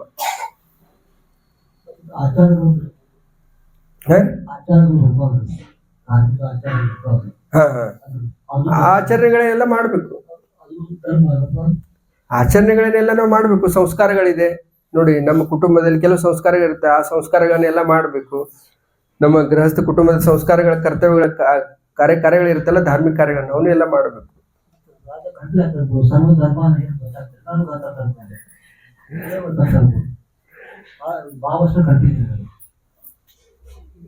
ಈಗ ಅರ್ಥ ಆಯ್ತಲ್ಲ ನಿಮ್ಗೆ? ಅಂದ್ರೆ ನೋಡಿ, ಧರ್ಮಗಳಂದ್ರೆ ನೀವು ಅರ್ಥ ಮಾಡ್ಕೋಬೇಕು. ಹಿಂದೂ, ಮುಸ್ಲಿಂ, ಕ್ರಿಶ್ಚಿಯನ್ ಇದೇ ರೀತಿ ಹೇಳ್ತಾ ಇಲ್ಲ ಇಲ್ಲಿ. ನಮ್ಮ ನಿಜವಾದ ಧರ್ಮ ಅಂದ್ರೆ ನಾವು ಆತ್ಮ ಇದೀವಿ, ನಾವು ಶರೀರ ಅಲ್ಲ. ಆತ್ಮದ ಸ್ವರೂಪದಲ್ಲಿ ನಾವು ಭಗವಂತನ ಸೇವೆಯಲ್ಲಿ ತೊಡಗುವುದು, ಅದು ನಮ್ಮ ನಿಜವಾದ ಧರ್ಮ ಇದೆ. ಉಪಾಧಿಗಳಿಂದ ರಹಿತರಾಗಬೇಕು. ಉಪಾಧಿಗಳಿಂದ ರಹಿತರಾಗೋದಂದ್ರೆ ಗೊತ್ತಾಯ್ತಲ್ಲ. ಅದಾದ್ಮೇಲೆ ಈಗ ಪ್ರಭುಜಿ ಕೇಳ್ತಾ ಇದ್ದಾರೆ, ಈಗ ನೋಡಿ, ಈಗ ಈ ಶರೀರದಲ್ಲಿ ಇದೀವಿ ಅಂದ್ರೆ ಹಲವಾರು ನಮ್ಮ ಸಂಸ್ಕಾರದ ಕರ್ಮಗಳಿರ್ತವೆ, ಆಮೇಲೆ ನಮ್ಮ ಕರ್ತವ್ಯಗಳಿರ್ತವೆ ಸಮಾಜದಲ್ಲಿ. ಇವುಗಳನ್ನೆಲ್ಲ ಬಿಟ್ಟು ಬಿಡ್ಬೇಕಾ ಅಂತ ಕೇಳ್ತಾ ಇದ್ದಾರೆ ಅವರು. ಇದು ಪ್ರಶ್ನೆ ಅಲ್ಲ ನಿಮ್ಗೆ? ಇವುಗಳೆಲ್ಲ ನೋಡಿ, ಭಕ್ತಿಗೆ ಅನುಕೂಲಕರವಾಗಿ ಇದ್ಕೊಂಡ್ಬಿಟ್ಟು ಇವನ್ನೆಲ್ಲ ಮಾಡ್ಬೇಕಂತ. ಈ ರೀತಿ ಅರ್ಥ ಆಯ್ತಾ? ಭಕ್ತಿನ ಬಿಟ್ಟು ಅದನ್ನ ಮಾಡಿಬಿಟ್ರೆ ಅದು ವ್ಯರ್ಥ ಆಗಿಬಿಡುತ್ತೆ. ಅವನ್ನೆಲ್ಲ ಮಾಡಲೇಬೇಕು. ಅದ್ರ ಜೊತೆ ಭಗವಂತನ ಭಕ್ತಿ ಸೇವೆಯನ್ನೇ ತೊಡಗಿ ಅವನ್ನೆಲ್ಲ ಮಾಡಬೇಕು. ಭಗವಂತನ ಭಕ್ತಿ ಸೇವೆ ಬಿಟ್ಟು ನೀವು ಬರೇ ಧಾರ್ಮಿಕ ಎಲ್ಲ ಆಚರಣೆಗಳು ನಿಮ್ಮ ಕರ್ತವ್ಯವನ್ನು ಮಾಡಿದ್ರೆ ಅದು ಶ್ರಮ ಇವೆ ಕೇವಲ ಅಂತ ಅದರಿಂದ ಯಾವುದೇ ಲಾಭ ಇಲ್ಲ ಅಂತ ಹೇಳ್ತಾರೆ. ಅಂದ್ರೆ ಆದ್ಯತೆ ಭಗವಂತನ ಭಕ್ತಿ ಸೇವೆಯನ್ನು ಮಾಡ್ತಾ ಮಾಡ್ತಾ ಆ ಒಂದು ಕರ್ತವ್ಯವನ್ನು ಮಾಡಬೇಕು. ಹರೇ ಕೃಷ್ಣ. ವಿವರಣೆ ಕರೆಕ್ಟ್ ಪ್ರಭುಜಿ ಆ್ಯಡ್ ಮಾಡ್ತಾರೆ. ಹರೇ ಕೃಷ್ಣ. ಹರೇ ಕೃಷ್ಣ. ಸರ್ವಧರ್ಮಾನ್ ಪರಿತ್ಯಜ್ಯ. ಇಲ್ಲಿ ಪರಿತ್ಯಜ್ಯ ಅಂತ ಹೇಳಿದ್ರೆ ತ್ಯಜ್ಯ ಅಂತ ಹೇಳಿದ್ರೆ ತ್ಯಾಗ ಮಾಡಿ, ಪರಿತ್ಯಜ್ಯ ಅಂತ ಹೇಳಿದ್ರೆ ಸಂಪೂರ್ಣ. ಸರ್ವಧರ್ಮಾನ್, ಧರ್ಮಾನ್ ಅಂತ ಹೇಳಿದ್ರೆ ಎಲ್ಲಾ ರೀತಿಯ ಉಪಧರ್ಮಗಳು. ಇಲ್ಲಿ ಧರ್ಮ ಅಂತ ಅಧರ್ಮ ಅಂತ ಹೇಳ್ತಾ ಇಲ್ಲ, ಧರ್ಮ ಅಂತಾನೆ ಹೇಳ್ತಾರೆ. ಕೆಲವ್ರು ಕೇಳ್ತಾರೆ ಭಗವಂತ ಹೇಳ್ತಾರೆ ಧರ್ಮಗಳನ್ನೆಲ್ಲ ಬಿಡ್ಬೇಕು ಅಂತ, ಧರ್ಮ ಇಲ್ಲಿ ಬಿಡ್ಬೇಕು ಅಂತ ಹೇಳ್ತಾರೆ. ಆದ್ರೆ ಧರ್ಮನೇ ಬಿಡ್ಬೇಕು ಅಂತ ಹೇಳ್ತಾರೆ. ಯಾವ ಧರ್ಮ ಬಿಡಬೇಕು ಅಂತ ಹೇಳ್ತಾ ಇದ್ದಾರೆ? ಉಪಧರ್ಮ. ಭಾಗವತ ಧರ್ಮ ಅದು ಶ್ರೇಷ್ಠವಾಗಿರುವಂತದ್ದು. ಎಲ್ಲಾ ಧರ್ಮಗಳಲ್ಲಿ ಶ್ರೇಷ್ಠವಾಗಿರೋದು ಭಾಗವತ ಧರ್ಮ. ಭಾಗವತ ಧರ್ಮ ಅಂದ್ರೆ ಏನು? ಭಗವಂತನ ಸೇವೆ ಮಾಡೋದು. ಉಳಿದಿರೋದೆಲ್ಲ ಯಾವ ಧರ್ಮಗಳು? ಅಧರ್ಮ ಅಲ್ಲ, ಉಪಧರ್ಮ. ಹೌದಲ್ಲ? ಒಂದು ಶ್ರೇಷ್ಠವಾದಂತಹ ಧರ್ಮ ಇದೆ, ಧರ್ಮ ಎಷ್ಟೊಂದಿದೆ, ಅದರಲ್ಲಿ ಒಂದು ಶ್ರೇಷ್ಠವಾದ್ರೆ ಉಳಿದಿರೋದೆಲ್ಲ ಉಪಧರ್ಮಗಳು. ಉಪಧರ್ಮ ಅಂದ್ರೆ ಸೆಕೆಂಡರಿ. ಹೌದಲ್ಲ? ಈಗ ಭಗವಂತ ಹೇಳ್ತಾ ಇದಾರೆ ಕೆಲವು ಬಾರಿ ಏನಾಗ್ಬಿಡುತ್ತೆ, ಎರಡು ಧರ್ಮಗಳು, ಒಂದು ಉಪಧರ್ಮ ಮತ್ತೊಂದು ಶ್ರೇಷ್ಠ ಧರ್ಮ, ಎರಡು ಒಟ್ಟಿಗೆ ಬಂದ್ಬಿಡುತ್ತೆ. ನಮ್ಮ ಜೀವನದಲ್ಲೂ ಕೆಲವು ಬಾರಿ ಅನ್ಸುತ್ತೆ, ಈಗ ಭಕ್ತಿ ಮಾಡ್ಬೇಕಾ, ಭಕ್ತಿ ಜೊತೆ ಬೇರೆ ಎಂದನೋ ಪ್ಯಾರಲಲ್ ಆಕ್ಟಿವಿಟಿ ಮತ್ತೊಂದು ಬಂದ್ಬಿಡುತ್ತೆ. ಈಗ ಎರಡರಲ್ಲಿ ಯಾವ್ದು ಹೇಗ್ ಮಾಡ್ಬೇಕು ಪ್ರಶ್ನೆ ಆಗುತ್ತಲ್ಲ ಕೆಲವು ಬಾರಿ. ಎರಡು ಪೂಜೆಗೆ ನಿಮ್ಗೆ ಕರೆದಿರ್ತಾರೆ. ಇಲ್ಲಿ ಒಂದು ಪೂಜೆಗೆ ಕರೆದಿರ್ತಾರೆ, ಮತ್ತೊಂದು ಯಾವ್ದೋ ಹಳ್ಳಿನಲ್ಲಿ ಯಾವ್ದೋ ಒಂದು ದೇವಿ ಪೂಜೆ ಮಾಡ್ತಾ ಇದಾರೆ, ಯಾವ್ದೋ ಒಂದು ಬಲಿ ಹಾಕ್ತಾ ಇದೆ, ಯಾವ್ದೋ ಒಂದು ಕರೆದಿರ್ತಾರೆ ಈ ರೀತಿ. ಈಗ ಎರಡು ಪೂಜೆಗೂ ನಮ್ಗೆ ಇನ್ವಿಟೇಷನ್ ಬಂದಿದೆ, ನಾವ್ ಎಲ್ಲಿಗೆ ಹೋಗ್ಬೇಕು? ಇಲ್ಲಿದ್ದಾಗ ಇಲ್ಲಿಗೆ ಬರ್ಬೇಕು ಅಂತ ಅಲ್ಲಿಗೆ ಹೋದಾಗ ಇಲ್ಲ. ಸರಿ ಅಂತ ಯಾವ್ದು ಸರಿ ಹೇಗ್ ಗೊತ್ತಾಗುತ್ತೆ?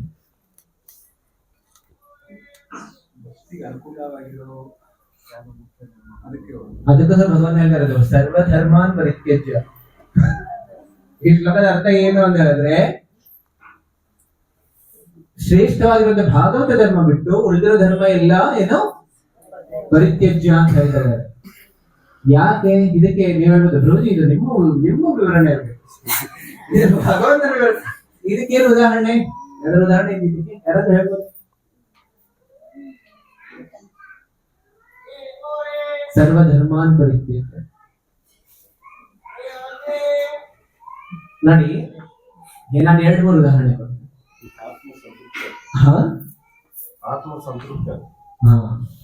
ಈಗ ಉಪಧರ್ಮಗಳಿಗೆ ಬೇರೆ ಬೇರೆ ಉಪಧರ್ಮಗಳು ಯಾವ್ದೆಲ್ಲ ಉಪಧರ್ಮಗಳಾಗುತ್ತೆ?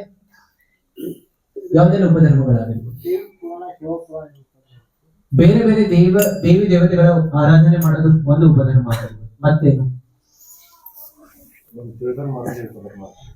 ಅದು ಮನೋಧರ್ಮ.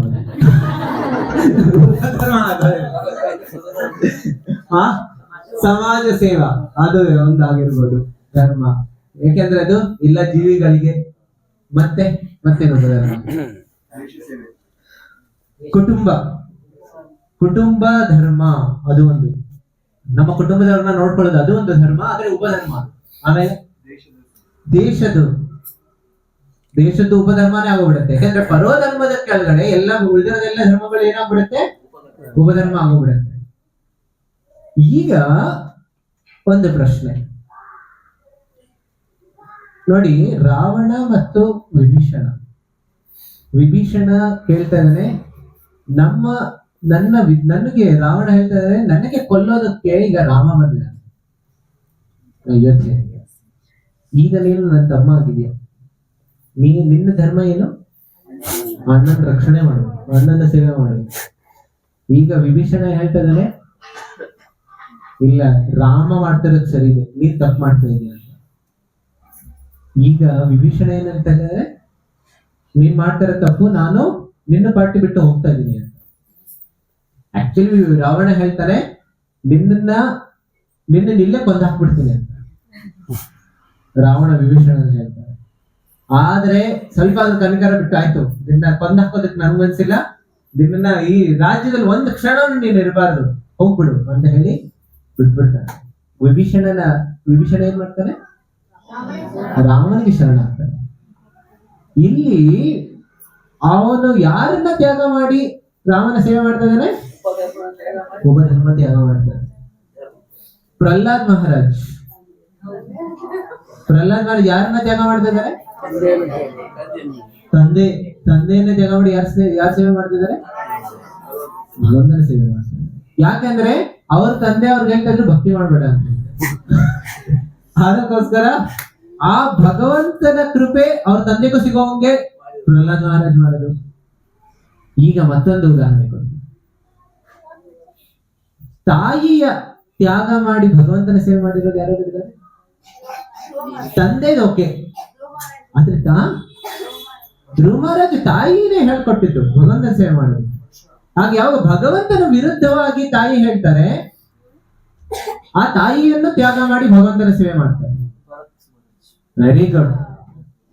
ಭರತ್ ಮಹಾರಾಜರು ಏನ್ ಹೇಳ್ತಾ ಇದ್ರು, ಅವ್ರಿಗೆ ಕೈಕೇಯಿ ರಾಮನ ಸೇವೆಯಿಂದ ದೂರ ಮಾಡಿದ್ರು. ಅದಕ್ಕೋಸ್ಕರ ಕೈಕೇಯಿ ಆಗ ಭರತವನ್ನ ಹೇಳ್ತಾರೆ, ಈ ರೀತಿ ತಾಯಿಯಾಗಿದ್ರೆ ನನಗೆ ನಿನ್ನ ತಾಯಿ ಅಂತ ಹೇಳೋದಕ್ಕೆ ನನಗೆ ನಾಚಿಕೆ ಆಗುತ್ತೆ. ಭರತ ಹೇಳ್ತಾರೆ ಕೈಕೇಯಿಗೆ. ಈ ವಾಕ್ಯ ಕೇಳಿ ಕೈಕೇಯಿಗೆ ಹೃದಯ ಚುಚ್ಚುತ್ತೆ. ಆದ್ರೆ ಭರತ ಹೇಳ್ತಾ ಇದ್ದಾನೆ, ನೀನು ತಾಯಿಯಾಗಿ ಏನ್ ಕರ್ತವ್ಯ ಇದೆ, ಭಗವಂತನ ಸೇವೆಯಲ್ಲಿ ತೊಡಗಿಸ್ಬೇಕು. ಆದ್ರೆ ಏನೇನ್ ಮಾಡ್ತಾ ಇದೀಯಾ, ಒಂದೊಂದು ದೂರ ಹಾಕ್ತಾ ಇದೀಯ. ಈ ರೀತಿ ಎಲ್ಲ ನಾನು 3 ಉದಾಹರಣೆ ಕೊಟ್ಟೆ. ಬಲಿ ಮಹಾರಾಜರು ಯಾರು? ಬಲಿ ಮಹಾರಾಜ್ ಮತ್ತೊಂದು ಉದಾಹರಣೆ. ಗುರುಗಳ ಅವ್ರ ಗುರುಗಳನ್ನೇ ತ್ಯಾಗ ಮಾಡಿದ್ರು. ಯಾಕಂದ್ರೆ ಗುರು ಹೇಳಿದ್ರು ವಿಷ್ಣು ಸೇವೆ ಮಾಡ್ಬೇಡಿ ಅಂತ. ಸೊ ಹಾಗಿದ್ರೆ ಮುಖ್ಯವಾಗಿರೋದೇನು, ಭಗವಂತನ ಸೇವೆ ಆಗ್ಬೇಕು. ಗುರು ಆಗಿರ್ಬೋದು, ತಂದೆ ಆಗಿರ್ಬೋದು, ತಾಯಿ ಆಗಿರ್ಬೋದು, ಅಣ್ಣ ಆಗಿರ್ಬೋದು, ತಂಗಿ ಆಗಿರ್ಬೋದು, ಯಾರೇ ಇರ್ಲಿ, ಅವರ ಮುಖ್ಯವಾದ ಕರ್ತವ್ಯ ಏನು ಅಂತ ಹೇಳಿದ್ರೆ, ಅವ್ರು ಭಗವಂತನ ಹತ್ರ ನಮ್ಮನ್ನ ಕರ್ಕೊಂಡು ಹೋಗ್ಬೇಕು. ಯಾರು ಕರ್ಕೊಂಡು ಹೋಗೋದಕ್ಕೆ ದೂರ ಮಾಡ್ತಾರೆ, ಅದನ್ನ ತ್ಯಾಗ ಮಾಡಬೇಕು. ಅದು ಭಕ್ತಿನಲ್ಲಿ ನಮ್ಗೆ ಮುಂದೆ ಕರ್ಕೊಂಡು ಹೋಗುತ್ತೆ. ಇದು ನಿಜ. ಸರ್ವಧರ್ಮಾನ್ ಪರಿತ್ಯಜ ಅಂತ ಹೇಳಿದ್ರೆ, ಭಗವಂತನ ಹತ್ರ ಹೋಗೋದಕ್ಕೆ ಏನೆಲ್ಲ ದೂರ ನಮ್ಗೆ ಅಡಚಣೆ ಕೊಡುತ್ತೋ ಅದನ್ನೆಲ್ಲ ತ್ಯಾಗ ಮಾಡ್ಬೇಕು ಅಂತ. ಧರ್ಮ ಅಂತ ಹೇಳಿದ್ರೆ ಅದು ಧರ್ಮ ಆಗಿರ್ಬೋದು, ವ್ಯಕ್ತಿ ಆಗಿರ್ಬೋದು, ಸ್ಥಾನ ಆಗಿರ್ಬೋದು, ಸಮಯ ಆಗಿರ್ಬೋದು, ಏನಾದ್ರೂ ಆಗಿರ್ಬೋದು, ಅದೆಲ್ಲವನ್ನ ತ್ಯಾಗ ಮಾಡಿ ಏನ್ ಮಾಡ್ಬೇಕು, ಭಗವಂತನ ಹತ್ರ ಹೋಗ್ಬೇಕು. ಇಲ್ಲಿ ಬಲಿ ಮಹಾರಾಜರಿಗೆ ಗುರುಗಳೇ ಹೇಳ್ತಾ ಇದಾರೆ, ವಿಷ್ಣು ಬಂದಿರೋದವನು, ಅವನಿಗೆ ದಾನ ಕೊಡ್ಬೇಡ, ಅವನು ಎಲ್ಲ ತಗೊಂಡೋಗ್ಬಿಡ್ತಾರೆ. ಅಂದ್ರೆ ಶುಕ್ರಾಚಾರ್ಯ ಗೊತ್ತಾಗೋಯ್ತು ಮೊದ್ಲೇ, ಈ ವಿಷ್ಣುನೇ ಬಂದಿರೋದು ಅಂತ. ಈ ರೀತಿ ಆದ್ರೆ ಬಲಿ ಮಹಾರಾಜರು ದಾನ ಆ ರೀತಿ ತ್ಯಾಗ ಮಾಡಿದ ತಕ್ಷಣ ಆಶ್ಚರ್ಯ ಆಗ್ಬಿಡುದು. ಗುರುಗಳು ಶಾಪ ಕೊಟ್ಬಿಡ್ತಾರೆ ಬಲಿ ಮಹಾರಾಜರಿಗೆ, ನಿನ್ನ ಆಸ್ತಿ ಎಲ್ಲ ಹೋಗ್ಬಿಡುತ್ತೆ. ಆದ್ರೂ ಬಲಿ ಮಹಾರಾಜ ಎಷ್ಟೇ ಬದಲಾವಣೆ ಆಗಿಲ್ಲ. ಆದ್ರೆ ಭಗವಂತ ಅದಕ್ಕೋಸ್ಕರ ಅವನಿಗೆ ಮುಂದಿನ ವಿಗ್ರಹ ಮಾಡಿಬಿಡ್ತಾರೆ. ಈಗ ಬಿಲಸ್ವರ್ಗ ಆಮೇಲೆ ಭಗವಂತ ಹೇಳ್ತಾರೆ, ಬಲಿ ಮಹಾರಾಜ ಎಷ್ಟು ಖುಷಿ ಆಗ್ತಾರೆ ಅಂದ್ರೆ, ನಾನೇ ಸ್ವಯಂ ನಿನ್ನ ದ್ವಾರಪಾಲಕನಾಗಿ ನಿಂತಿರ್ತೀನಿ.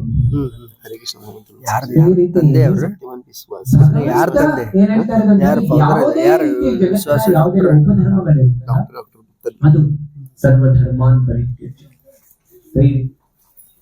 ಅದು ಕುಲಧರ್ಮ ಆಗಿರ್ಬೋದು, ಕೆಲವು ಬಾರಿ ಎಷ್ಟೊಂದು ಅಡಚಣೆಗಳು ಬರುತ್ತೆ. ಯಾರಾದ್ರೂ ಹೇಳ್ಬೋದು ಏನೆಲ್ಲ ಅಡಚಣೆಗಳು ಬರುತ್ತೆ ಭಕ್ತಿ ಜೀವನದಲ್ಲಿ. ಮೊದಲು ಮನಸ್ಸು ಬರುತ್ತೆ, ಪ್ರಭು ಹೇಳುದು ಮನೋಧರ್ಮ. ಮೊದಲು ಮನಸ್ಸು ಹೇಳುತ್ತೆ ಭಕ್ತಿ ಬೇಡ ಅಂತ ಹೇಳ್ತದೆ. ಆಯ್ತು, ಮನಸ್ಸನ್ನು ತ್ಯಾಗ ಮಾಡ್ಬೇಕು. ಮತ್ತೇನು ಬರುತ್ತೆ ಭಕ್ತಿಗೆ? ಕುಟುಂಬ, ಸಂಬಂಧಿಕರು ಬರ್ತಾರೆ, ಹೌದಲ್ಲ? ಯಾಕೆಂದ್ರೆ ಅವ್ರಿಗೆ ನೀವು ಭಕ್ತಿನಲ್ಲಿ ಮುಂದೆ ಹೋದ್ರೆ ಅವ್ರಿಗೆ ಭಯ. ಅವ್ರಿಗನ್ಸುತ್ತೆ ಇವರು ತುಂಬಾ ಭಕ್ತಿ ಮಾಡ್ಬಿಟ್ರೆ ನಮಗೂ ಕೊಂಡೋಗ್ಬಿಡ್ತಾರೆ, ಆಮೇಲೆ ನಾವು ಬಿಟ್ಬಿಡ್ಬೇಕಾಗತ್ತೆ. ಇದು ಕುಟುಂಬ, ಸಂಬಂಧಿಕರು. ಸಂಬಂಧಿಕರು ಸಾಮಾನ್ಯವಾಗಿ ಅವ್ರಿಗೆ ಖುಷಿ ಇರುತ್ತೆ ಎಲ್ಲಿ ತನಕ ನಾವು ತುಂಬಾ ಭೌತಿಕವಾಗಿ ಉನ್ನತಿ ಮಾಡ್ತಾ ಇರ್ತೀವಲ್ಲ ಅವ್ರಿಗೆ ಹಾ ವೆರಿ ಗುಡ್ ಅಂತ. ಅದೇ ನೀವು ಆಧ್ಯಾತ್ಮಿಕ ಪ್ರಗತಿ ಮಾಡ್ತಾ ಇದ್ರೆ ಅವ್ರಿಗೆ ಭಯ ಆಗುತ್ತೆ. ಅದಕ್ಕೋಸ್ಕರ ಜಗತ್ತಿನಲ್ಲಿ ಎಲ್ಲರೂ ನಮ್ಮ ಸಂಬಂಧಿಕರು ಎಲ್ಲರೂ ಯಾವ್ದನ್ನ ನಮ್ಮ ಬರೀ ಭೌತಿಕ ಏಳಿಗೆ ಮಾತ್ರ ನೋಡ್ತಾರೆ, ಅವ್ರು ಯಾರು ಆಧ್ಯಾತ್ಮಿಕ ಏಳಿಗೆ ನೋಡ್ತಾ ಇಲ್ಲ. ಆಧ್ಯಾತ್ಮಿಕ ಏಳಿಗೆ ಯಾರು ನೋಡೋದು? ಬರೀ ಭಕ್ತರು ಮಾತ್ರ ಅವ್ರು, ಯಾಕಂದ್ರೆ ಅವ್ರು ನಮ್ಮ ನಿಜವಾದ ಹಿತವನ್ನು ನೋಡ್ತಾರೆ. ಆಯ್ತು, ಮತ್ತೆ ಹಾ ಕಷ್ಟಗಳು ಬರುತ್ತೆ, ಕಷ್ಟಗಳನ್ನು ತ್ಯಾಗ ಮಾಡಿ ಭಗವಂತನ ಹತ್ರ ಹೋಗ್ಬೇಕು. Very good. ಆಮೇಲೆ ಮತ್ತೆ ಕಷ್ಟ ಇದೆ. ನಾಯಿ ಬಾ ಪ್ರೀತಿ ಮಾಡ್ತಾ ಇರ್ತಾರೆ, ನಾಯಿ ಬಾ ಪ್ರೀತಿ ನಾಯಿ ನಾಯಿ ಪ್ರೀತಿ ಮಾಡ್ತಾ ಇರ್ತಾರೆ. ನಾಯಿನ ತ್ಯಾಗ ಮಾಡಿ ಭಗವಂತನ ಪ್ರೇಮ ಮಾಡ್ಬೇಕು. ನಾವು ನಾಯಿ ಪ್ರೀತಿ ಮಾಡಿ ಅವ್ರು ಲೈಕ್ ಮಾಡಬೇಕು, ಹಿಂಗಾಗ್ಬಿಟ್ಟಿದೆ. ಏನಿದೆ ಅವ್ರ ನಾಯಿ ನಾವು ಪ್ರೀತಿ ಮಾಡಿರೋದು ನಮ್ಗೆ ಅವ್ರು ಲೈಕ್ ಮಾಡಬೇಕು, ಹಿಂಗಾಗ್ಬಿಟ್ಟಿದೆ. ಸರಿ ಸರಿ. ಅದೇ ಬೇರೆಯವ್ರಿಗೆ ಪ್ರೀತಿ ಮಾಡಬೇಕು, ಹೌದಲ್ಲ? ನಾವು ಭಕ್ತಿ ಬಗ್ಗೆ ಹೇಳಕ್ ಅವ್ರ ನಾಯಿ ಬಗ್ಗೆ ನಾವು ಪ್ರೀತಿ ಮಾಡಿದ್ರೆ ಅವ್ರು ನಮ್ಗೆ ಪ್ರೀತಿ ಮಾಡ್ಬೇಕು. ಈಗ ನಾವು ಭಕ್ತಿ ಬಗ್ಗೆ ಹೇಳಕ್ ಹೋಗ್ಬಿಟ್ರೆ ಅವ್ರ ನಾಯಿ ಸಾಕಿರ್ತಾರು, ಆ ನಾಯಿ ಸ್ವಲ್ಪ ಪ್ರೀತಿ ಮಾಡಿ ಅವ್ರನ್ನ ಪ್ರೀತಿ ಮಾಡಿದ್ರೆ ಮಾಡದೇ ವೈಯಕ್ತಿಕ ಭಕ್ತಿ, ನಮ್ಮ ವೈಯಕ್ತಿಕ ಭಕ್ತಿ ಮತ್ತೇನೆಲ್ಲ ಅಡಚಣೆಗಳು ಬರುತ್ತೆ. ಹಾ, ಪ್ರೊಫೆಷನಲ್ ಲೈಫ್ ಕೆಲವು ಬಾರಿ ನಮ್ಮ ಪ್ರೊಫೆಷನ್ ದೂರ ಕಷ್ಟ ಆಗ್ಬಿಡ್ಬೋದು. ಏನ್ ಮಾಡೋದು? ತ್ಯಾಗ ಮಾಡೋದಕ್ಕೆ ಕಷ್ಟ ಆಗುತ್ತೆ. ಅದಕ್ಕೋಸ್ಕರ ಏನ್ ಮಾಡ್ಬೇಕು? ಅಡ್ಜಸ್ಟ್ ಮಾಡ್ಬೇಕು. ಈಗ ಪೂರ್ತಿ ತ್ಯಾಗ ಮಾಡಿದ್ರೆ ಬೇರೆ ಪ್ರೊಫೆಷನ್ ಯಾವ್ದಾದ್ರು ಅನುಕೂಲ ಆಗಿರೋದು ನೋಡ್ಬೋದು, ಅಥವಾ ಅನುಕೂಲ ಆಗಿರೋದು ಸಿಗ್ತಾ ಇಲ್ಲ. ಕೆಲವ್ರು ಕೇಳ್ತಾ ಇದ್ರು ನನಗೆ ನೈಟ್ ಡ್ಯೂಟಿ ಇದೆ, ಏನ್ ಮಾಡೋದು? ಸೊ ತ್ಯಾಗ ಮಾಡೋದಕ್ಕೆ ಪ್ರಯತ್ನ ಪಡ್ಬೋದು, ಆದ್ರೆ ಬೇರೆದೇನಾದ್ರು ಸಿಕ್ಕಿದ್ರೆ, ಬೇರೆ ಸಿಕ್ಕಿಲ್ಲ ಅಂತ ಹೇಳಿದ್ರೆ ಅಡ್ಜಸ್ಟ್ ಮಾಡ್ಬೇಕು. ಹೇಗೆ ಭಕ್ತಿನ ಅಡ್ಜಸ್ಟ್ ಮಾಡಿ? ನಾನು ಒಂದು ಉದಾಹರಣೆ ಕೊಡ್ತೀನಿ. ಒಬ್ರು ಭಕ್ತರು ಜಾಬ್ ಮಾಡ್ತಾ ಇದ್ರು. ಅವ್ರ ನೈಟ್ ಡ್ಯೂಟಿ ಪೂರ್ತಿ ಬೆಳಿಗ್ಗೆ ಅವ್ರಿಗೆ ಸುಮಾರು 4 ಗಂಟೆಗೆ ಬಿಡೋರು. 4 ಗಂಟೆಗೆ ಬಂದು 4:30ಗೆ ಅವ್ರಿಗೆ ಅನಿಸ್ತಾ ಇತ್ತು 4:30ಗೆ ಹೋಗಿ ನಿದ್ದೆ ಮಾಡ್ಬೋದು. ಅವನಂದ್ರು ಹೆಂಗೋ ನಾನು ಲೇಟ್ ಆಗಿ ನಿದ್ದೆ ಮಾಡ್ತಾ ಇದ್ದೀನಿ, ಇನ್ನೊಂದ್ 2 ಗಂಟೆ ನಾನು ಎಕ್ಸ್ಟ್ರಾ ಮಾರ್ನಿಂಗ್ ಮಂಗಳಾರತಿ ಮುಗಿಸ್ಬಿಡ್ತೀನಿ, ಜಪ ಮಾಡ್ಬಿಡ್ತೀನಿ, ಆಮೇಲೆ ನಿದ್ದೆ ಮಾಡ್ತೀನಿ ಅಂತ. ಸೊ ಏನ್ ಮಾಡ್ತಾ ಇದಾರೆ ಅವರು? ಅಡ್ಜಸ್ಟ್ ಮಾಡ್ತಾ ಇದಾರೆ.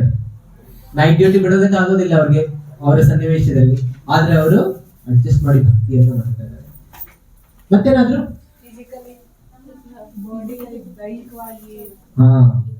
ದೈಹಿಕವಾಗಿದ್ರೆ ಪ್ರಯತ್ನ ಪಡ್ಬೋದು, ಎಷ್ಟು ಬದಲಾವಣೆ ಮಾಡೋದಕ್ಕಾಗುತ್ತೆ, ಇಲ್ಲ ಮತ್ತೆ ಅಡ್ಜಸ್ಟ್ ಮಾಡ್ಬೇಕಾಗತ್ತೆ.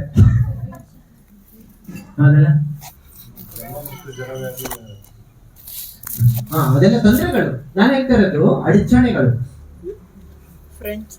Friends, very good. ಸ್ನೇಹಿತರು ಹೇಳ್ಕೊಂಡು ಹೋಗೋರು, ಅವರೆಲ್ಲ ಎಲ್ಲಿಗೆ ಹೇಳ್ಕೊಂಡು ಹೋಗೋರು? ಭಗವಂತ ಅಂತ ಹೇಳ್ಕೊಂಡು ಹೋಗೋರಿಲ್ಲ. ಪಾರ್ಟಿಗಳಿಗೆ ಬೇರೆ ಬೇರೆ ರೀತಿಯ ನರಕ ತರ್ಕೊಂಡು ಹೋಗೋರು ಕೊನೆಯಲ್ಲಿ. ಇಂಥವ್ರನ್ನ ತ್ಯಾಗ ಮಾಡಬೇಕು.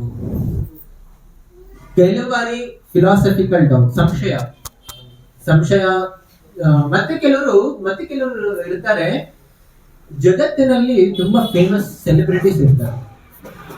ಕೆಲವು ಬಾರಿ ಅವ್ರ ಜೊತೆ ನಮ್ಗೆ ಆಕರ್ಷಣೆ ಇರ್ತದೆ, ಹೌದಲ್ಲ? ಅವ್ರು ಕೆಲವು ಫಿಲಾಸಫೀಸ್ ಕೊಡ್ತಾರೆ. ಅವ್ರ ಫಿಲಾಸಫಿ ಹೇಳ್ತಾರೆ, ಇವ್ರು ಹೇಳೋದು ಸರಿ. ಅವ್ರು ಹೇಳ್ತಾರೆ ಸಕ್ಸಸ್ ಆಗ್ಬೇಕು ನನ್ನ ರೀತಿ ಫಾಲೋ ಮಾಡಿ ಅಂತ ಹೇಳ್ತಾರೆ. ಆಗ ನಮ್ಮ ಜೊತೆ ನಾನು ಸಕ್ಸಸ್ಫುಲ್ ಆಗ್ಬೇಕಂದ್ರೆ ಇವ್ರು ಹೇಳೋದು ಕೇಳಬೇಕು ಅಂತ.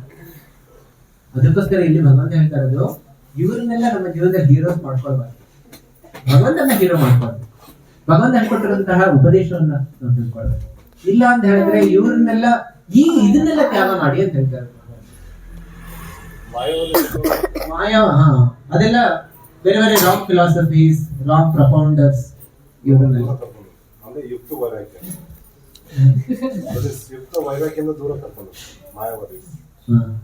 ಅಂದ್ರೆ ಸ್ವಲ್ಪ ಬೇರೆ ಬೇರೆ